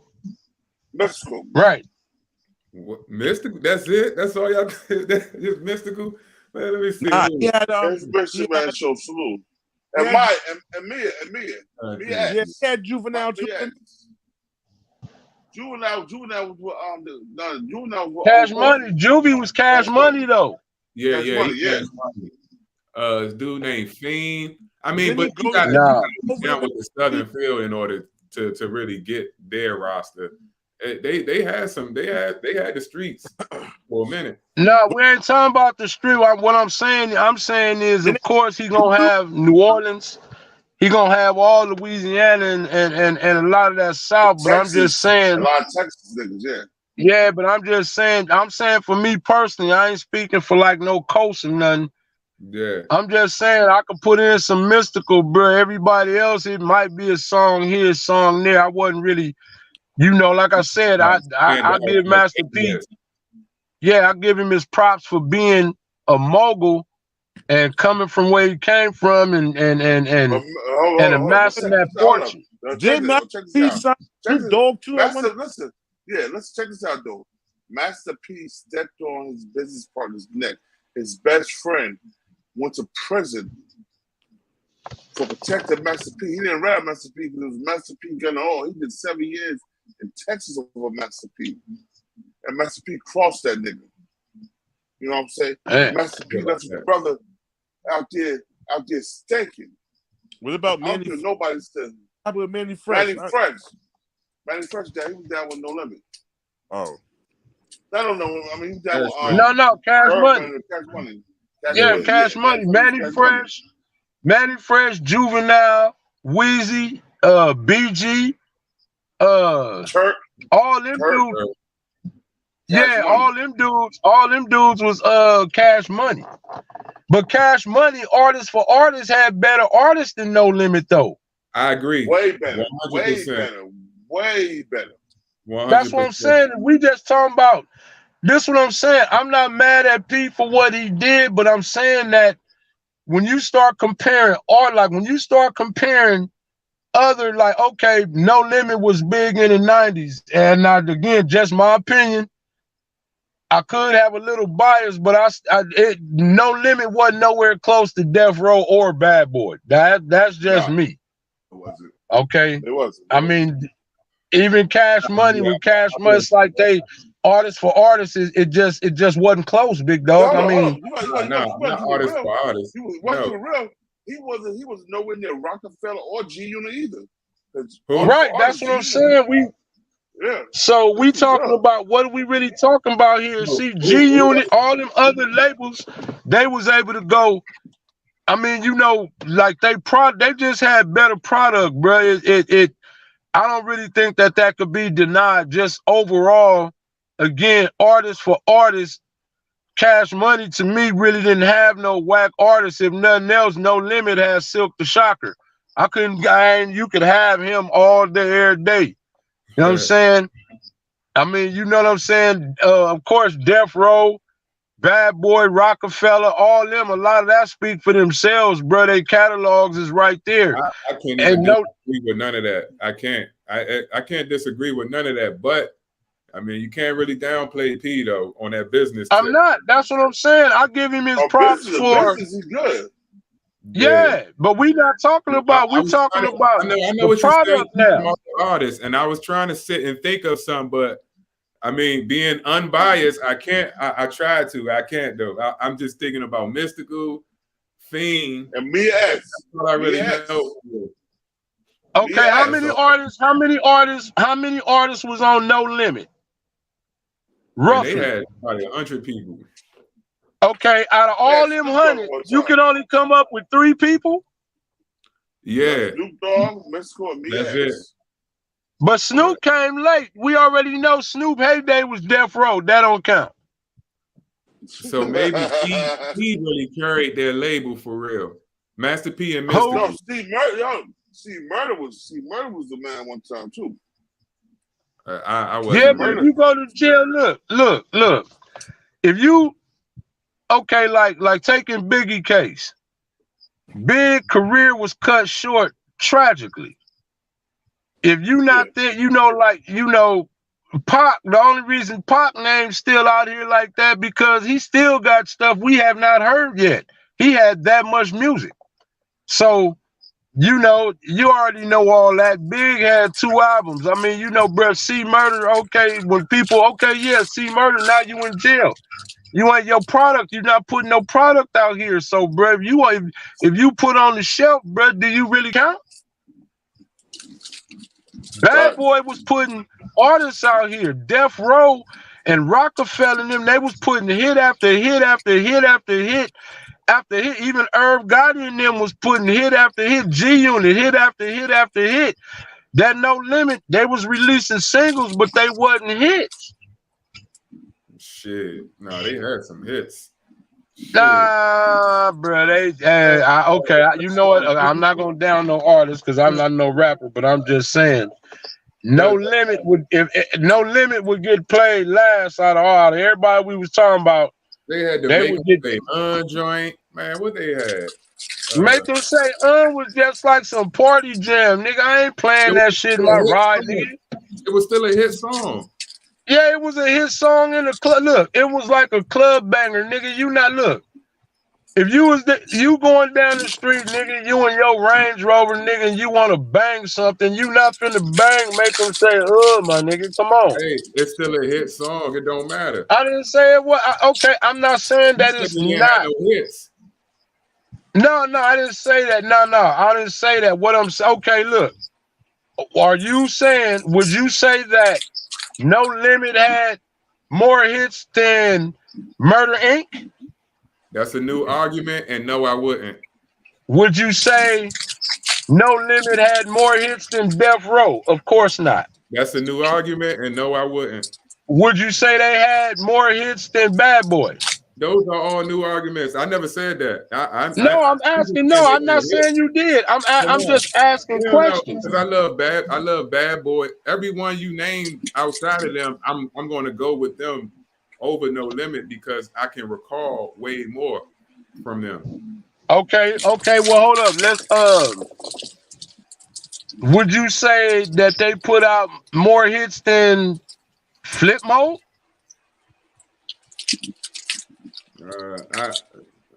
I don't know. Nope.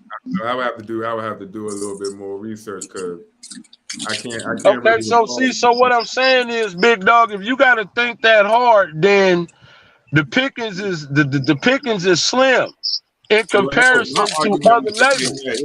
That's all I was saying. They had hits. No, I'm not saying that they don't have hits, but what I'm saying again, any label we talk about, hit for hit is not close on any label any of the other labels we talked about. Hit for hit is not close. Exactly. I wouldn't argue that. You know what I'm saying? Yeah, I would never argue that. If you said what up, Todd? Limit against Cash Money, I'm gonna rock with Cash Money. I know way more hits from Cash Money. Yeah. Hey, you know what, Todd? Let me finish up something. I do need to holler at you though. Stay by your phone. I'm gonna call you back pretty soon. All right. Yeah, so all I'm saying is, big dog, I give Master P his flowers for being a businessman for where he came from. As far as the product, like everything else, was Rouse, and it seemed like No Limit was Kroger brand. It still sold, but it just, you know what I'm saying? It just wasn't the real McCoy. I don't know. I don't know. Maybe you probably should check out that BET documentary. It may not have been for you. That you could say that, but I mean, bro, I was there. I was there to listen to the artists. I listened to Mia X, C Murder, Mystical, Silk the Shocker. Again, he is going to always be trash. I don't care what you say. I don't care what album. So I don't how care do we what. determine that? Do we go off of what you like? No, I go, okay, I said my opinion. Okay, let me ask you this. We finna switch the argument, same thing. Is anybody from No Limit in your top 10 rappers of all time? Nah, let's go top 25 rappers. Is anybody from No Limit in your top 25 rappers all time? Keep it stacked. No. Well, okay, hey, don't that say something right there? It say that none of them are in my top 25, but I can't say that they haven't had hits and they haven't had success. No, but that's not my argument. Hold up, let me clarify that, big dog. I'm not saying No Limit ain't had no hits. That is not what I'm saying at all. So then what we I'm got saying no disagreement then. Huh? So we have no disagreement then. Yeah, I'm just. You remember my whole argument was that their product that they put out in comparison to the other labels, that look, I put it like this. If I had Bad Boy, Death Row, G Unit, all them, No Limit, and I'm finna take a Vegas trip, No Limit gonna get played last, my dude. Hopefully I'll be in Vegas by the time I get to him. Yeah, I'll listen to Nas. I'll listen to Nas first before I listen to anything first on No Limit. Anything on the Chronic, anything on Death Row, anything on Wu-Tang Triumph, give me Redman, Doc's the name, or Time for Some Action, any of that. Bro, do you know how many songs I could play? Give me some Heavy D, bro. I'll listen to Father MC before I listen to something off No Limit first. Yeah, it's just not for you. That's all. See, one thing about me, I'm a little bit more versatile with music. I can have this conversation with you about the music that you like. I can go down south and have a conversation with someone down there with the music that they like. A lot of you guys are more region based. No, okay, but Doug, I'm from Compton, and my top probably 7 out of my top 10 rappers is probably East Coast for sure. Not in no particular order, but a lot of people sleep on Cool Mo D, but Cool Mo D is in my top 3. You know what I'm saying? KRS-One, Big Daddy Kane. He wouldn't make my top 10. But see, I understand. But I'm just saying that I understand his music. I would never say he ain't good or he don't got a hit record or nothing like that because I get it. I understand. But I'm not. But see, this one. But okay. But in comparison to artists that you like, you would think of a whole lot of other artists to play first before you would play Mo D, right? Yes, absolutely. See, so that's all I'm saying. See, you know, again, by me being a little older than you guys, I think like in my top 25, I got people like I think a lot of people slept on Heavy D. I think Run is one of the better rappers of all times because Run was dope.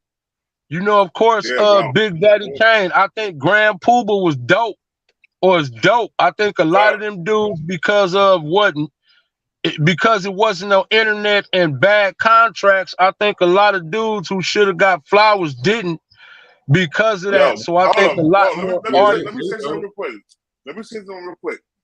50 Cent is in my top 3 of all time. So y'all can be mad at me all you want. Can't be mad at that. Can't be mad at that, bro. I mean, people like who they like. You know, like some people might say DJ Premier is a better producer than Dr. Dre. I personally think Dre is the greatest all time, followed closely by DJ Premier. That ain't saying nobody whack. Do this. Hold on, do this. So what is your top 5 favorite artists of all time? I can't put them in like no order, but like Ice Cube, Snoop Dogg, Nas, KRS-One, Heavy D, and Heavy D. You would put KRS and Heavy D before Jay-Z? Yeah. Yeah, I say yeah because again, you gotta understand I'm older than you, dog. Jay-Z bit a lot of rhymes, even though I like him. But see, you gotta understand. Sometimes I listen to Jigga make words rhyme. Don't underestimate them. Because you gotta understand too. At that time, right, with like Heavy D, Big Daddy Kane, platinum, and all that wasn't really a thing. You know what I mean? Just to go gold. And Heavy D had hits. Like Heavy D was one of the biggest hip hop artists. Amazing. Amazing. Fact. See what I'm saying? So, and it's so, but see, Big Dog, is really so many, but those are like top 5. I mean, like I said, I like Mo D, I like Run. You know what I'm saying? I like Grand Poobah. I like Lords of the Underground. I like Tribe Called Quest. But to me, one of the dopest lines, even though it was simple, but this is how I just like when Phife Dawg said, when Tip said, "Hey yo, Phife, you remember that routine that we used to make Spiffy like Mr. Clean?" And when Phife said, a tidbit, a smidgen, I don't get the message, so you got to run the pigeon. That shit was dope as fuck to me. You're on point, Phife, all the time, Tip. You're on point, Phife. Man, come on, bro.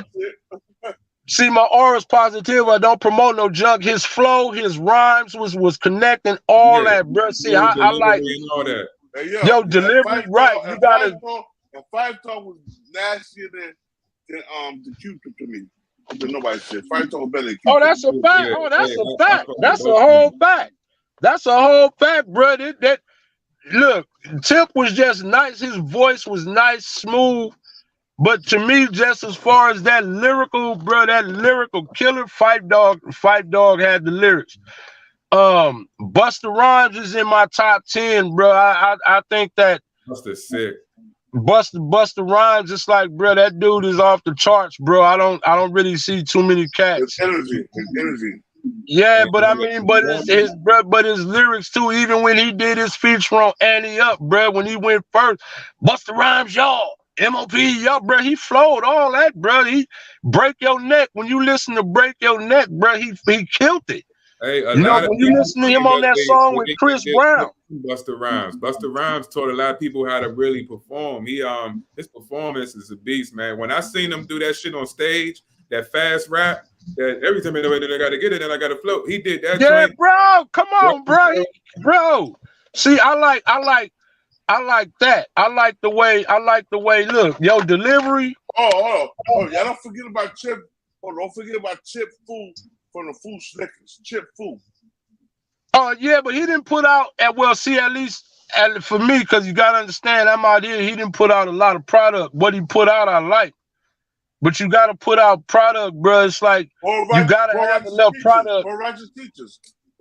Oh, bro, come on, man. Rock this funky joint, bro. When I be in the gym, that's in heavy rotation, bro. Come on. Oh, look, let me tell you something. Poor righteous teachers, who didn't like Chub Rock. I still, you know what I'm saying, bump that Chub Rock. Like I said, Slick Rick. Stop, bro. Come on, Hey, the children's stories is one of the Great Adventures of Slick Rick is in my probably top 3 albums of all time. That whole album, you could just press play on that whole album, bro. Children's stories, I could spit that whole, bro. That beat, the rhymes, everything, bro. That is one of the dopest songs ever made, bro. Hold up. I'm gonna ask you a question real quick. What y'all think about YSL snitching turning tape for Young Thug? It ain't no surprise to me. See, look, a lot of them rap niggas ain't street niggas. You know what I'm saying? And when it get real, you know what I'm saying? Dudes rap about it in the studio and on the computer, yeah, okay. But now when you ask I want y'all to listen to something real quick. Check this out. I want y'all to hear something real quick. I gotta say something with this YSL thing. Yo, this is fair use. Concerning to horribly bad. On June 2nd, it was just announced at Young Thug's bond hearing there are YSL members snitching on Young Thug. It was also announced what was found in the YSL mansion when it was raided and much more. Here's the important parts of the Young Thug court hearing. He's the one directing traffic. He is the one they're all afraid of. He's the one that's king slime. He is the most dangerous of the 28, Judge. And I implore you not to grant him a bond. He is dangerous. If he gets a burner, Judge, and the court may know this, a lot of the communications that Mr. Williams is on FaceTime because it's not traceable. It's not trackable. Judge, I will also say that we have taken proffers from fellow from Mr. Williams. Some are on this indictment, some are not. They have stated uniformly that Mr. Williams is dangerous. They are afraid of him, that if they cross him, he will kill them and their family. And they were very clear about that. Concerns that this court has is danger to persons and to intimidate other witnesses and obstruct the administration of justice. So for those reasons in the aggregate, I'm going to deny bond at this time. Now, the prosecution in the Young Thug RICO case has now revealed proffers from members of YSL that name Young Thug as the head of the organization. To simplify what was actually said in court, a few of the 28 members of YSL that were originally arrested during the mansion raid are now creating deals with law enforcement, giving them information about YSL and Young Thug in exchange for a lesser prison sentence for themselves. Now, once this news broke out into the streets, members of YSL that aren't arrested were caught trying to delete evidence from the case. No Jumper reported on Twitter, a YSL member was caught on an illegal cell phone trying to get someone on the outside to destroy evidence in the Young Thug RICO case. Now, the county jail inmate that was using the illegal cell phone inside of jail came from the famous drone delivery. Last week, it was reported this evidence in the courtroom. Garlington and Quantavius did unlawfully commit the felony offense of conspiracy to possess telecommunication devices by an inmate. While speaking over a cell phone to an incarcerated Fulton County jail inmate, they discussed a plan to fly a drone carrying a cell phone beyond the guard lines to a window at the Fulton County jail. Now, it's no secret that Young Thug was being jailed at Fulton County at this time, but to simplify what this evidence means, associates of YSL made a plan to fly cell phones taped to drones near a Fulton County jail window. Now, obviously, law enforcement, they watched the drone fly over the fence. Rather than stopping the drone and confiscating the cell phone, they actually allowed the cell phone to be used by inmates as they wiretapped the phone. Now, this was super creative police work that law enforcement tapped these phones to gain information about the YSL case. Now, this Young Thug court hearing today revealed even more concerning things about Young Thug. Now, during the court hearing, prosecutors admit that they learned lots of things from YSL members that have just snitched on Young Thug. They learned how Young Thug would run his operation. Young Thug, when he wanted a job done that's street related, he would buy cheap iPhone burners. Now, with these phones, he would direct his troops, as titled by the prosecutors, to handle the business over FaceTime. Law enforcement and cell phone providers can't track and listen into FaceTime calls. It's completely hidden from the feds, even if the cell phone is tapped. So at the start of the court hearing, we see Young Thug enter in his little room. Before it starts, Young Thug with his webcam on. Yo. Them niggas tell him already. Is seen praying before the judge, hoping that he gets released from jail on bond. With the judge seeing Young Thug praying for the release, this is when we hear prosecutors bring up the YSL mansion being raided. They go on to say, there's no chance we can give Jeffrey Williams bond. During the YSL mansion raid, where Young Thug lives and would return if released on bond, there was GTA-type firearms found within the house. Firearms that law enforcement don't even know. What you said? Yo, TV say what you said? They said one of the reasons why they didn't give him bond is the prosecutor used that as a reason to him not to get bond was they said that he is going through withdrawals. They called him an addict. They said that he's in that cell shaking, shivering, throwing up. They said, yo, he's going through crazy withdrawals, hallucinating, and they said that's good. They said that it's in his best interest to keep him locked up. I swear to God, they used that. I heard that shit. That's crazy. I actually want to let that man be out on home confinement or some shit, man. That's my opinion. For real. But you know what happened? Might need this when you're going. You need to get yourself clean. I mean, maybe he might OD at home. He might OD and kill himself at home. Nah. The way they broke it down in that court shit, man. Like they said, man, he could have police come in whenever to do searches. Have certain people there, like. They tried everything. I just don't like seeing nobody, man, having to sit in that rotten ass motherfucker. Don't get me wrong, nigga brought it on himself, so I ain't trying to make no excuses or nothing. But god damn, motherfucker been out here making all this money. We making millions. This shit. Y'all want to keep us locked up in the goddamn fuck that. But that's what confinement. Yeah, but see, this what I'm saying though. Big dog. In that prison, but till then, fuck that. But see, this what I'm saying though. This the part that's unfair though. They ready to hit all these brothers with this RICO. But then these white boys with these military grade style weapons, 18 years old and all this, oh, that's a lone gunman. See, I don't buy that, bro.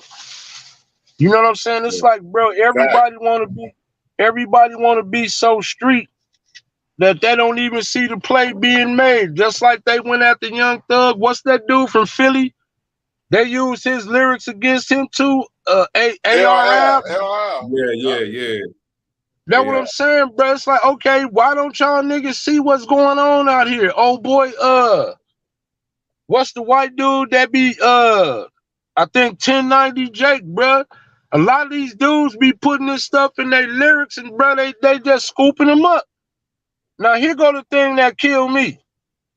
How y'all gonna be out here hollering niggas is snitching when niggas is on Instagram and on YouTube and Clubhouse and all these apps telling all their business? Everybody swear up and down whack the police, but then get on the app just to say, nigga, pull up. Nigga, I'll fight you. Nigga, you gonna die. You gonna what, nigga?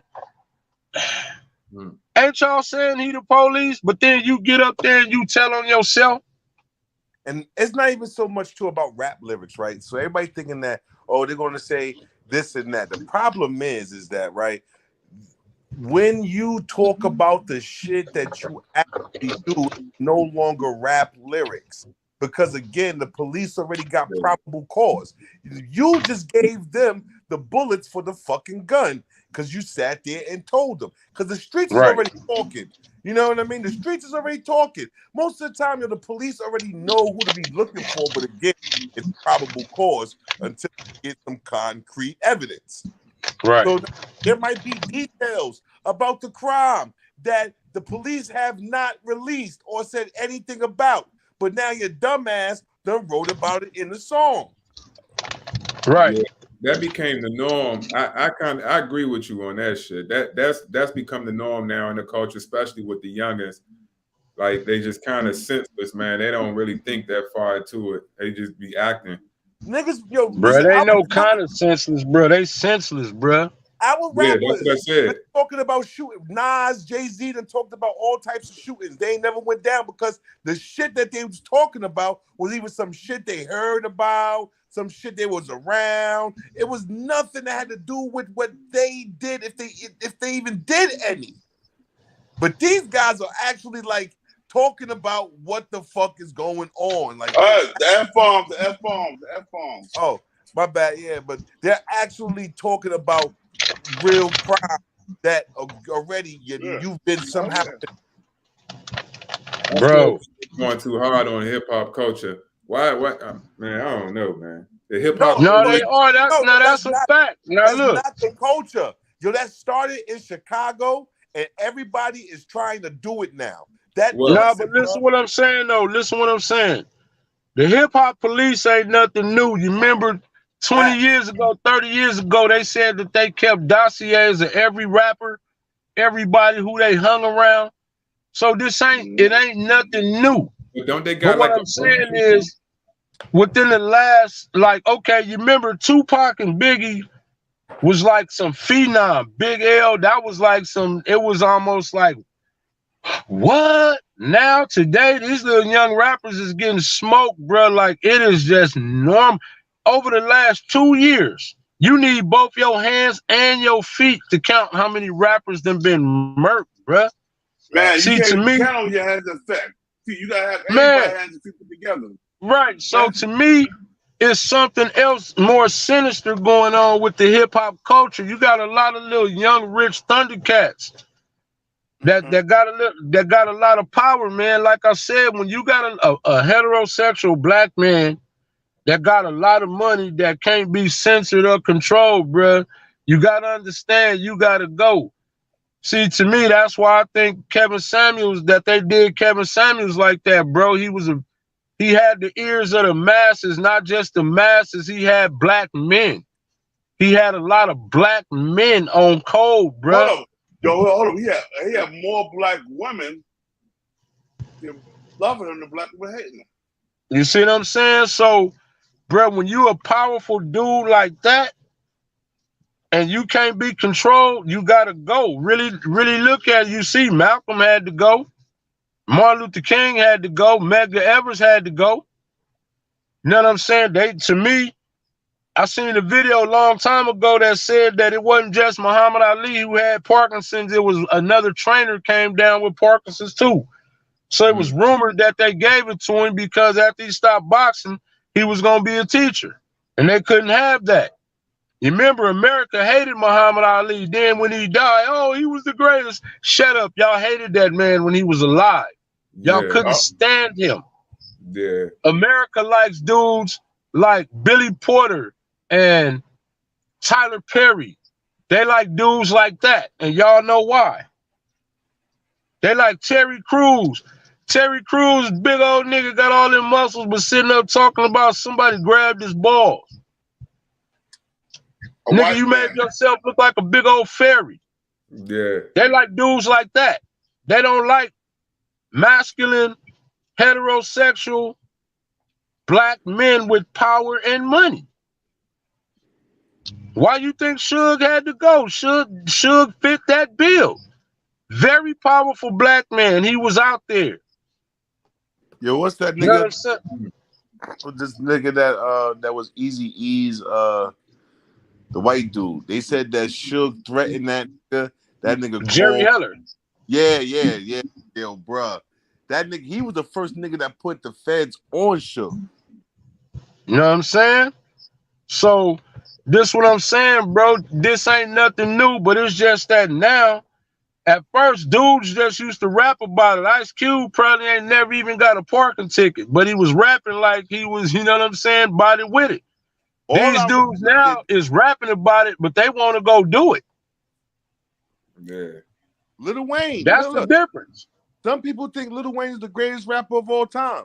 All the shit Lil Wayne talking about, he never did. That's why, but again, when Lil Wayne got caught up, he got caught, you know, with his gun, whatever. But Lil Wayne ain't never, he's not on nobody's corner. He's not out there doing anything that's putting him or his money in jeopardy. You know what I mean? Exactly. Facts. But like I said, we have this whole Chicago shit is starting to get picked up by like every state now. Everybody want to be out there just shooting and making songs about it. Everybody want to be smoking on. But it's more YouTube fame. It's more YouTube fame than it is anything else, if you ask me, though, because it's like, bro, come on, man. It ain't about the music. It's about the show. It ain't even about the music no more. It's about the show. Yes, O Block is a tourist site now. You know, niggas go to O Block. Like come on, man. Come on. Black people are taking trips to Chicago and they're going to O Block. Come on, man. Yeah. To the project. Yeah. But it didn't start. But it didn't start there. Look, people was going to New York just to see Marcy Projects, just because that's what Jay-Z and them was talking about. But it's been white people. People been. Yeah, sure. See, this is what I'm saying. Not even knowing they gentrified all that now. Yeah. See what I'm saying? So you know, everybody wants street credibility now. Now, see, back in the 80s and 90s, street credibility was kind of like everything, because I mean niggas was out in the streets and everybody was out getting money, so it was about street credibility. Dudes was going to jail because dudes was getting caught doing selling dope, all that. So your reputation on the street kind of mattered, especially once you went to jail. So it's like, okay, once you went to jail, nigga, you had to use your hands in there too back then. You know what I'm saying? I don't know what it is now. I don't even care to know what it is now. You know what I'm saying? I don't plan on going to jail. But I'm saying street credibility today will mess around and get you locked up. You know what I'm saying? You see what they're hitting all these cats with RICO, all you got to do is be affiliated. And look online. How many dudes online you see holding up rags and throwing up their set and saying where they from? Okay, well, if they pick up this dude and hit him with a RICO, everybody affiliated with that gang, we coming to get all y'all. Yeah. Yeah. Nobody got to snitch on you. All they got to do is go to your Instagram page and see you throwing that shit up.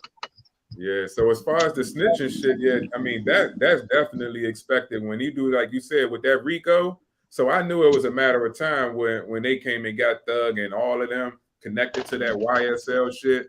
It's just a matter of time. That shit is a whole setup with that RICO. It's set up for, somebody gonna crack. And once somebody and they tell it all, forget the voice recordings or whatever type of info they think they got. Feds usually close out a case from somebody else. Bro, somebody already did crack, bro. Look, dudes can say that what they want, but if they ain't never been in there with that pressure being put on you like that, you can't say what you gonna do and what you not. We talking about, dude, you talking about life, 20, 30 years and all that? No, dudes, them dudes gonna be in there singing like a bird. I mean, some people stand on that though. You know what I mean? Well, we gonna see, right? Well, we gonna, but look, listen though. The dudes that stand on that, is the battle tested dudes. You know what I'm saying? Are these dudes here battle tested? Do they know the psychological tricks? Bro, the police, if you got a crimey, they'll separate y'all and tell you he snitched on you, and then go tell your crimey that you snitched on him. And then y'all end up snitching on each other. Yeah, no, I don't think none of these guys. I mean, I don't know them personally, but I doubt it that they gonna be able to stand on it and stand solid. Somebody's gonna crack out that camp. I'm just saying, just in general, you know what I mean? Like it's a few, but some people, you know, stand on it, man. Like the street code, no telling, no matter what. I believe like Bobby and his folks, like they was on that. At least him and that other guy, Bobby Schmurder. Yeah, but see, what my thing is this, bro.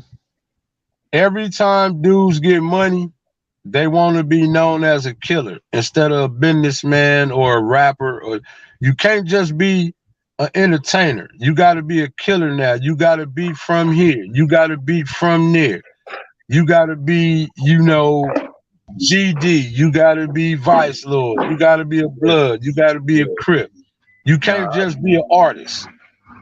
I agree with that. And this shit getting worse, man, because like you got, even with the whole drug thing, like there's somebody out his camp, Young Thug Camp, just got killed or died from lean or some shit, kidney failure. Like these motherfuckers dying from kidney failure, man. 2019. Bruh. That's why they You see this? Thug in the cell sitting there right now hallucinating. They said that nigga is shaking, sweating. He talking to calling out for his mama. Yeah, because bro, look. If dudes ain't never been in them cells, bro, don't let them mess around and have you isolated. Hey, look, have you ever been to jail? Jail go like this. Niggas sleep all day and be up all night beating on the desk, beating on the beds, up all night singing, whistling. You can't do nothing. Everybody locked down. Jail will drive you crazy, my nigga. And he in PC too? You know what I'm saying, bro, you ain't look, if you ain't never been in jail, look, I done talked about this on this panel before. All these dudes want to be hard, but are you gonna be hard in the prison ride? Have you ever been in a prison ride? Dude, I've been in 2 prison rides. They're not fun. Yo, right now, I don't really like to talk about it, but yeah, I've been down that road before. No, he probably be sucking on some cock in there right now for some heroin or some bruh. Yeah, he need a fix, bro. Jail, look, he went from living lavish, eating the best food and all that. Now, nigga, you in jail? He hurting right now. And nigga bones aching. Man, if he was another color, man, I feel like he might be able to be sitting out on the outside. Man, look. If that nigga was white, he'll be home. He'll be home right now. Hey, you know what? That's probably a whole fact. That's probably a whole fact. Now, I'm agreeing with all y'all. I'm agreeing with that. If he was white, we all know that. But we can only argue the facts. The fact is that nigga ain't white. The fact is the same rules that apply to them do not apply to us. We know that to be fact. Hey, that's why we gotta fight, man. Like what Jay-Z was talking about doing. But you gotta fight by staying out of jail though, bruh. All his look. These niggas even if they wouldn't let him out of jail, right? They don't know nothing but that. But look, all his resources is finna go towards keeping him free now. He ain't got a dime to get enough. Matter of fact, nigga, if you owe that nigga some money, he finna call it all in right now. See, you speaking from a mature standpoint, and I know what you mean, man. Like, but when niggas being that young, dumb, wild, they don't think past right now. Like they don't really, man, use their mind. You don't think that nigga thinking right? You don't think that nigga light flashing in front of his eyes right now? Right now, yeah, but before then. If I was a millionaire, I am trying to go back and own the block. I don't care about the block. I don't care about like I don't understand why people feel like they got to go back to the hood once you reach this. When the struggle is to get out of the hood, that is the struggle, right? And you get all this money, and then you want to go stand on somebody's corner, and you're worth $10 million, $20 million. You want to hang on the corner. Hey, that's because people are more addicted to the idea of being real, of what the so-called quote-unquote being real is, and they think that attaching themselves to the neighborhood will give them the power, the clout. People will look at them a certain way. That's what it is for real. And not just that, I agree with all that, but plus two, to piggyback what you saying. How you gonna say you worth all this money when you going to hang around the brokest niggas? Because what I'm saying is, if you worth $10 million, tens of millions, ain't nobody on your block worth close to that. Now, what you gonna do? You supposed to send the elevator down and bring some niggas up, but you not supposed to go back down into the cellar. You just came from the cellar. The whole thing is for you to make it out the cellar, and you ain't supposed to let no cats peer pressure you into wanting to go back into the cellar. You just bring the elevator back. You send the elevator down and bring up like kind of like LeBron did. LeBron, you remember, he hooked up his boy Rich Paul. Now he a big time agent in Clutch Sports. He bought up his close homies. He bought them up. He wasn't gonna go back down in the trenches for what? He done been called up. You're not supposed to go back down in the trenches. I feel you. I do. I agree with what you're saying, but I just think when the young people don't think like that. Until they get caught up in a situation like Young Thug. Yeah. Because let me tell you something. When you go to jail, you gonna think about you gonna remember stuff you didn't forgot about years ago when you sitting in jail. Yeah. Everything you could think of is everything finna come up. You're gonna be like, oh yeah, and bro, you're gonna be reminiscing and man, if I had only did this and I wish I would have. Yeah, nigga, you saying that when you facing that time. Yeah. But when you had your own free will, what was you out here doing? Wilding out. Right. Like think about Meek Mill. Meek Mill was taking pictures and stuff on the block. This is way after being with Ross, making millions, hit records and all that. But they posted up out on the block, bringing the race through, all of that stuff. Like I think, like, man, hold on. I'm gonna say something, man. I don't care how much money I get, however rich I get. I'm always go back to my hood and show love because without them, I won't be where I'm at now. That's real talk. Now, but won't you? But look, but don't you show them love? But don't you show them love by bringing them up though? Because if you go back down to the hood and something happened to you, all that's gonna be in vain. That's right. You bring your dudes that you grew up with, you bring them up with you. If you up, what you do is you bring them up with you. You uplift them. You made it out. You uplift them. That's how you show them your gratitude. Bro, listen, bro. I'm uplifting everybody. I'm putting money in the hood. I'm putting fucking community centers in the hood. I'm putting education in the hood. I'm not gonna live there, but I'm gonna put it there, and I'm gonna come back to make sure it's being run properly. Okay, put it like this. Let me put it like now. I'm not going to disagree. I'm not going to disagree with that, but put it like this. You ain't going to never see the CEO of McDonald's at the McDonald's in the hood. He got people for that. You're never going to see him. Yeah.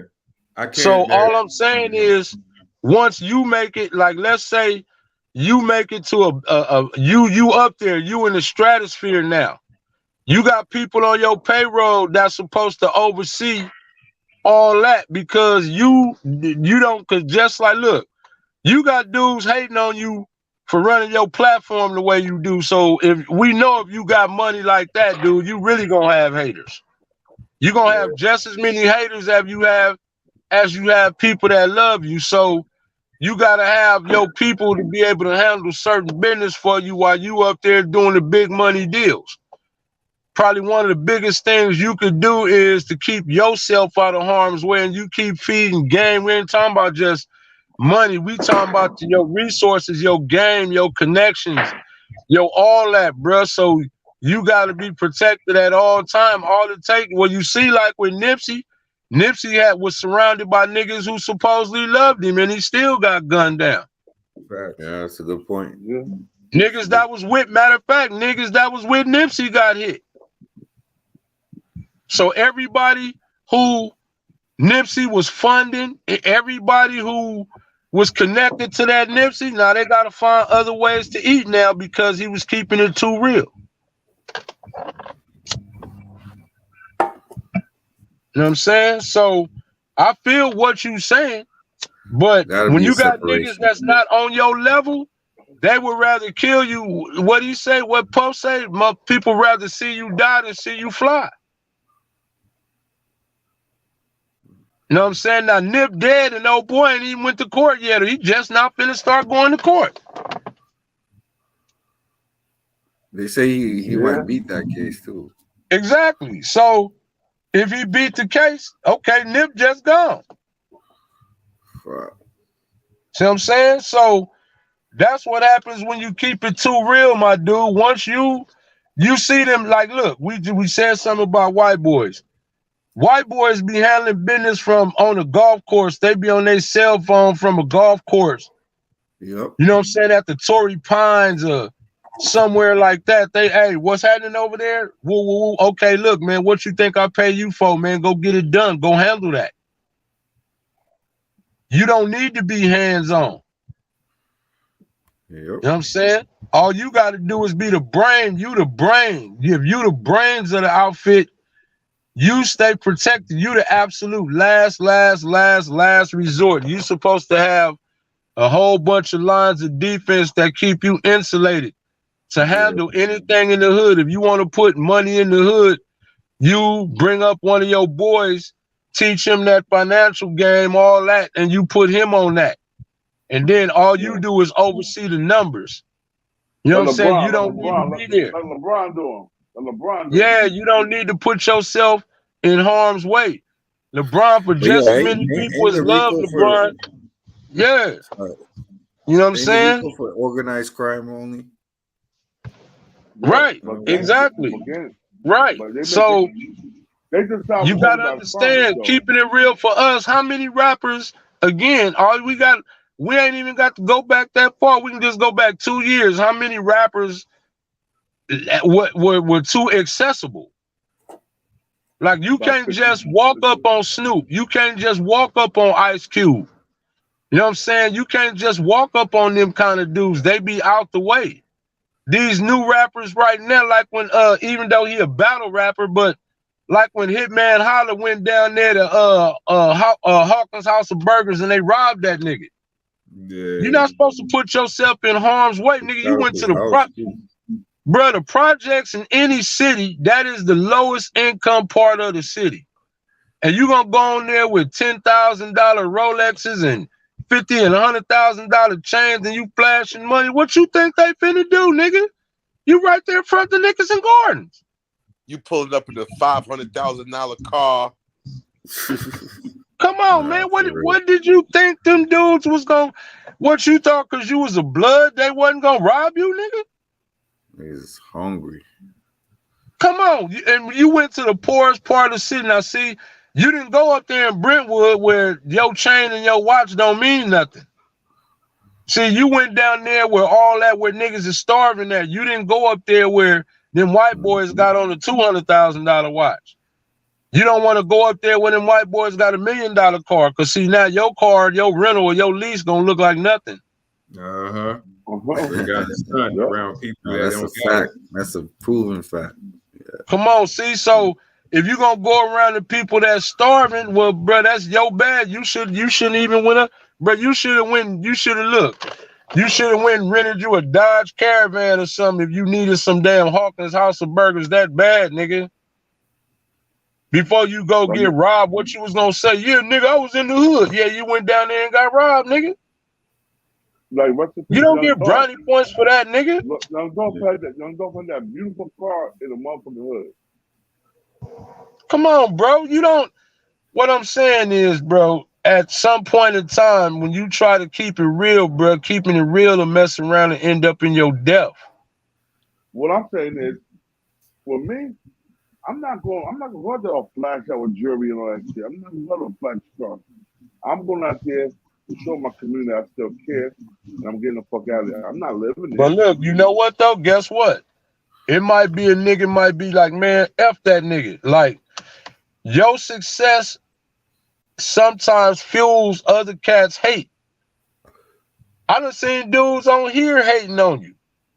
I done seen little slick comments dudes done made on you. You was like, yeah, nigga, whatever, you know, you handled your business as a man, but I'm just saying, bro, if you ever made that level of success, the level of your haters is going to change, and the level of their haters is going to go from pro to automatic. Yeah. You know what I'm saying? They're going to be, you're going to have all mad, you're going to have professional haters that's going to dedicate their whole life into making sure you fall. You remember Kevin Samuels been on the internet for years before anybody knew who he was. That one video went viral, then he became a household name. And look how many hate they tried to dig up all kind of dirt on Kevin Samuels. Niggas that didn't even know him was trying to bring that man down, bro.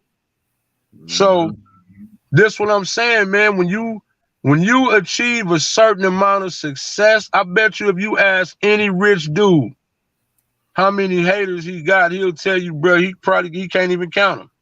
You damn near can't trust nobody around you. Even like in that movie of Bronx Tale. You remember Sonny was in there surrounded by mafia men. That dude's son was able to still walk in there and shoot him in the back of his head. Because of something that he did years ago. So that's all I'm saying. That's a lesson to be learned. Even in that, big dog, if a hater is that determined to get you, the nigga gonna just like with Wack. Wack, yeah, okay, you got your money, you got your team, but you know if niggas is determined to get you, you can get got, bro. Yeah.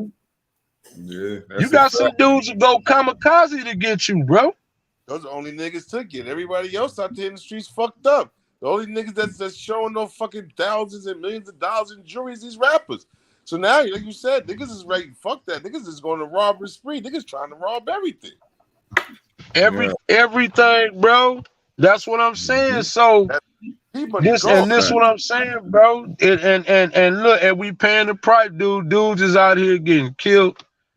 Look, bro, we out here getting killed and locked up again in record numbers. Only this time they going after the dudes that got a little money too. That's money is power, money is resources, money is defense.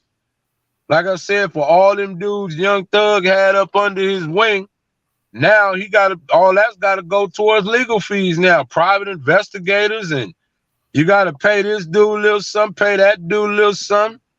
And then, you know, you just got caught trying to destroy evidence or whatever. I mean, come on, bro. The nigga, he finna spend up all that money that he made.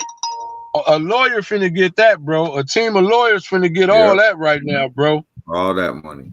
Yeah. That's all that money. Hey, Born, I'm about to get ready to check out, Born. But I'm still gonna be tuning in because this conversation dope. So I'm gonna holler at y'all, man. I'm gonna check out now. Salute, right, big dog. All right, salute. But I'm just saying though, man, we gotta learn the game. It's like we not evolving with the game. You know, like you said earlier, Suge, okay, you did what you did to get where you got, but now you in that deep water, bro. You gotta evolve. You gotta play your game different now. You gotta, you know what I'm saying? There's different pieces on the board. You gotta come with a whole new strategy now. Okay, these dudes now, you see now they going after him. You know, they just somebody in Atlanta just got killed yesterday or something like that. Yeah. All these little young rappers, bro, look at Slim 400, got killed on film. That dude drugged him around the yard, just plugging him. You know what I'm saying? You not, look, once you start making money and becoming a household name, you're not supposed to be so accessible. Like, do you ever think you'd have been able to get close to Michael Jackson? Ever? you would not have been able to get within 100 yards of Michael Jackson, bro. Michael Jackson and dudes like that did not put themselves in harm's way. Yeah, real stars. Bro, today everybody want to be. You got dudes that this YouTube then went to a lot of dudes' heads, man. Everybody know who I am. Nigga, didn't nobody know who you was till YouTube, bro. What do you mean? I'm this. I'm that. I'm that, nigga. Okay, see, bro. Again, YouTube did that. You got 50-year-old niggas still out here hollering Crip and blood and all this. You got niggas out here talking from Fort Worth, Texas. Oh, this murder worth. I ain't never heard of that a day before in my life till the internet. Never. Certain places you knew. You know, you heard about, like, say, Jersey. You heard about New York. You know what I'm saying? You heard about Compton. You heard about Watts. You heard about Detroit.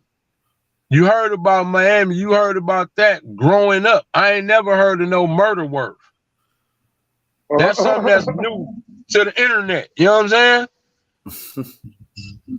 Now, you got dudes, you know, I feel like Charleston White. I think somebody, a blood or a Crip, slapped that nigga up because ain't nobody even know who that nigga is. And he always got something to say about what's going on out here. What's crazy is Bloods and Crips in Texas. Yo, I ain't disrespect Jersey and New York heavy. The Muslims, bruh, come on, man. You see what I'm saying? Now you got to go around with security because you disrespected everybody for no reason. You disrespected dudes that didn't even know who the hell you were. Oh, I was an activist. I was this. Well, how come nobody knew who you were? How come other people from the past got famous without no internet? Activists and everybody knew who they was. But you hollering you was doing that kind of work and ain't nobody knew who the hell you was till YouTube. I ain't never heard of you. Well, in Texas, okay, well, that's in Texas and probably his city. Texas is big as hell. Prior to that, nobody knew who you was. Now you feel you a star and all you do is just be trolling, talking all this crazy stuff, talking all that like Wack doing. Wack the biggest dude. For you to be a producer or whatever, dude, you the biggest star on your label or whatever you got going on. You the biggest thing going on. Wack is big in the game now. Bruh. You know what I'm saying? So all I'm saying is with a lot of these dudes, I just think that this YouTube fame went to their head. And while everybody keep talking about snitching, this nigga Charleston White, nigga snitched live on a live stream before on a nigga. All these niggas is telling, man. Listen, I'm tired of hearing. Listen, be honest with you, I don't even care about who's snitching, who's not snitching. You wanna know why? At all. I'm not in the streets no more. So no. I want them street niggas to deal with who can. Because again, right now I am a taxpayer citizen. And again, if I gotta call the cops, I'm calling the fucking police. I don't give a fuck about I don't give a fuck about who's telling, because again, everybody fucking telling. All these niggas is telling. So hey, bro, once you get to a certain age anyway, you a civilian. Like I said, I'm 52, nigga. I'm a civilian, nigga. I ain't no gang member. Word up. I'm a civilian. If I see you breaking in my neighbor house, nigga, I'm calling the police on your punk ass if I see you breaking in my neighbor house. You damn right. That's my neighbor, nigga. You grab up a little kid, touch, you know what I mean? Like, again, like I said, that shit, I'm just tired of it because the simple fact that when niggas go to jail, everybody's telling. Everybody, I can't believe he told. But you know what? Everybody telling. Hey, big dog, niggas is snitching on the wrong thing. What I'm saying is, if you seen a nigga gun your neighbor down, to me, that's something that nigga don't need to be in your neighborhood. That could have been your child. That could have been your brother. That could have been your nephew. That could have been your... Exactly. See, niggas is out here, you know, dry snitching and this and that, bro. It's at some point in time, us as black people, bro, if we don't take a stand on cleaning up our neighborhoods, where we supposed to go, they done already gentrified our neighborhoods. And guess what? The people that's in there now, they're going to tell on you. Them white folks and all them people that they put on your blocks where you used to slang and do all that, they'll have you put in jail now on your block. Yep. You know what I'm saying? So what I'm saying, wherever we consider our communities to be, we got to stop letting, and it's your homies, homie. I don't, it's, people could get mad at that, but this your, look, ain't nobody coming from cross town to rob your neighborhood store. Ain't nobody coming from cross town to jack your people's cars, to pee your neighborhood people's cars. Ain't nobody coming from cross town to terrorize your neighborhood. It's the people that live, the niggas from the neighborhood that's terrorizing the neighborhood. That's how it goes. Niggas Let me ask that question. Let me ask that question real quick. Man, how much time you think Young Thug will get with all these niggas bitching on him? Young Thug is going to cop out to maybe about 15, 20 years, I'm thinking. No, I mean, to be honest with you. He's going to cop out. He's going to have to give up everything. He got to give up everything he know he got to tell in order to get that deal. You don't get a deal without nothing. You got to, he going to have to, if he cop out for that, he going to have to tell. Just like what Alpo did. Alpo got what he got, but he had to tell. Huh? What did they got him for? What they got? I don't know. I just know they got him on some RICO. I don't know the extent of his charges. Yeah, for murder. Guns, murder, drugs. The attempted. See? On why you have evidence? Huh? Bro, look. Actually, with those charges, like I know out here, all that carry an L, bro. So he would have to come up with something heavy just to get the L off the table. Young Thug rented the car in his name that they killed. That they used to kill YNF Lucci Manning. The car you connected. You connected. The car that they used, Young Thug rented it in his dumb ass. Then also they got him on wiretap. Well, a lawyer could argue that a circumstantial. Listen, again, guilty by association, blood. Yeah. So again, also they got him. They got rats. They got him on wiretap, threatening to putting a hit out on YNF Lucci in jail. They got him on wiretap. They got niggas testifying, talking about right now. One dude was like, "If we testify, he'll kill our families." And all. Yo, they got people lying like a motherfucker. Young Thug about to go down. These niggas like, "Fuck this nigga." Yeah. Oh. We got everybody talking about, yeah, we scared of Young Thug if we testify. He'll kill us. Oh, yeah, they laid that means they laying the groundwork already then. If they saying, oh, we scared and they laying the groundwork. Okay. Yeah, because if they saying they're scared, well, what you scared of? Oh, he gonna kill us. Okay, well, you see what I'm saying? There you go right there. Yeah.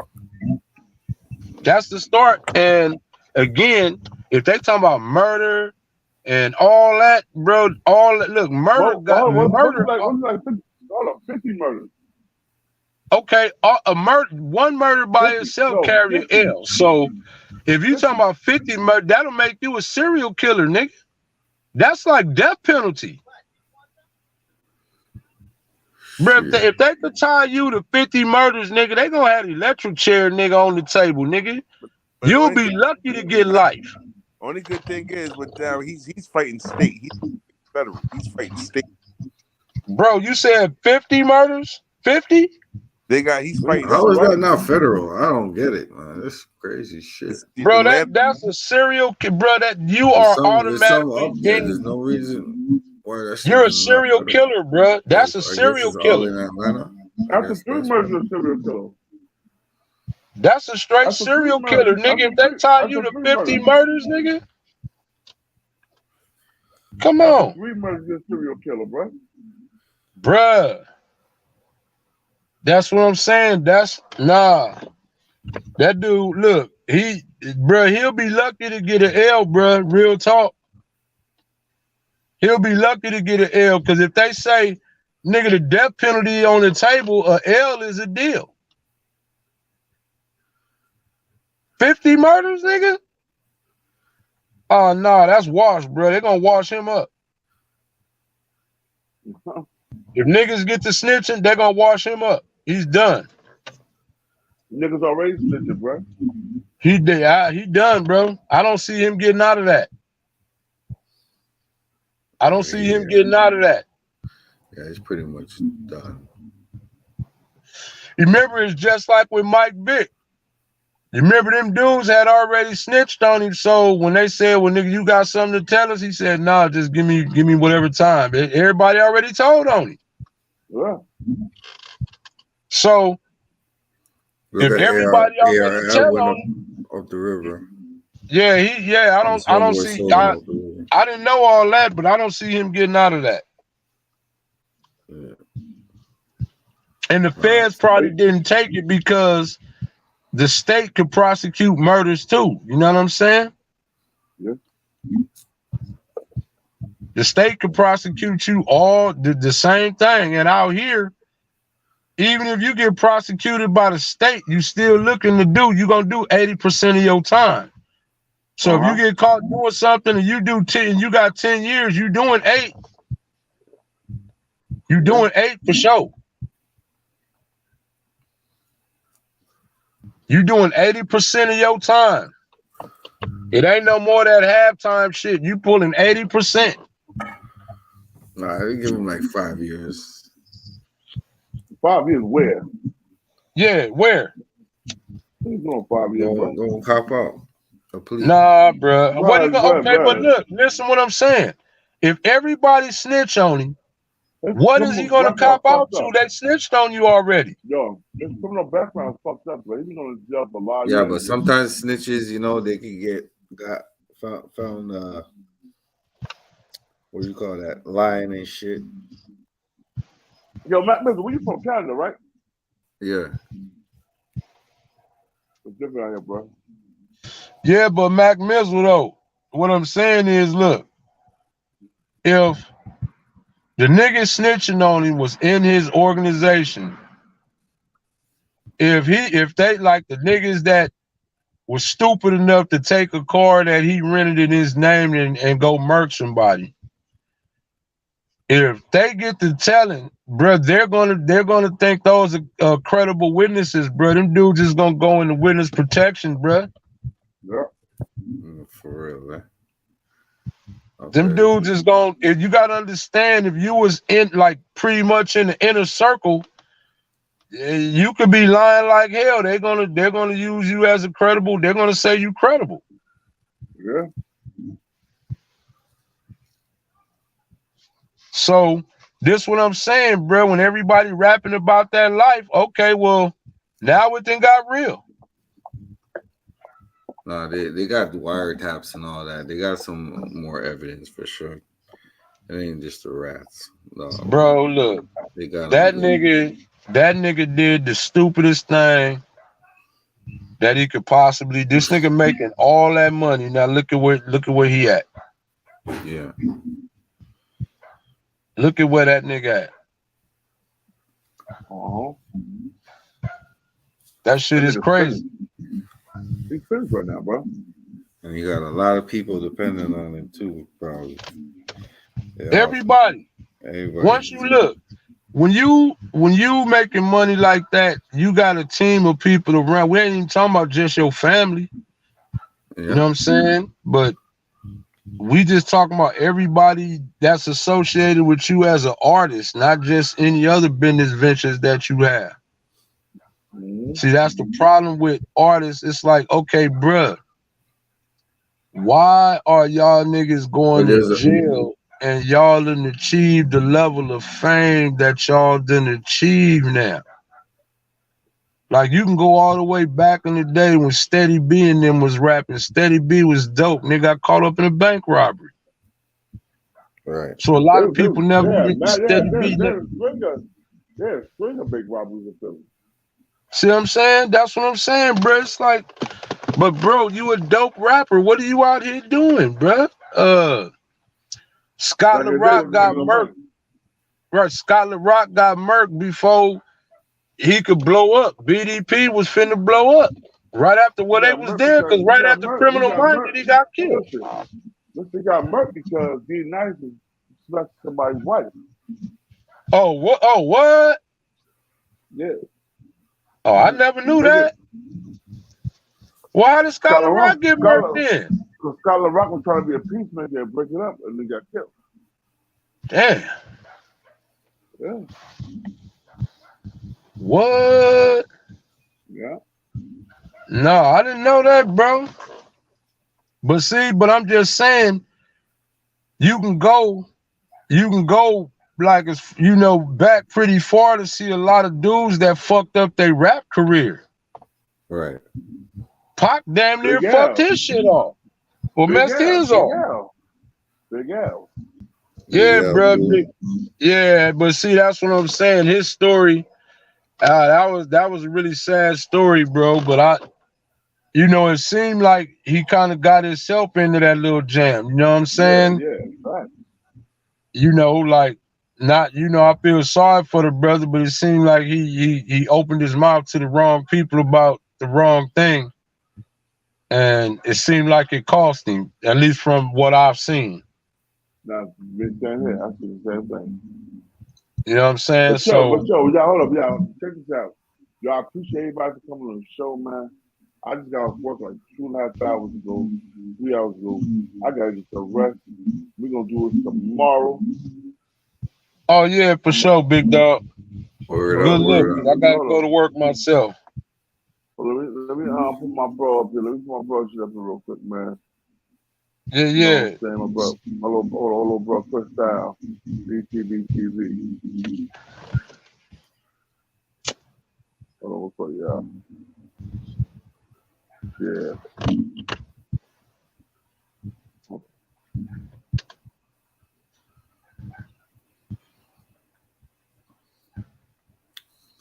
Hold on, what's up, y'all?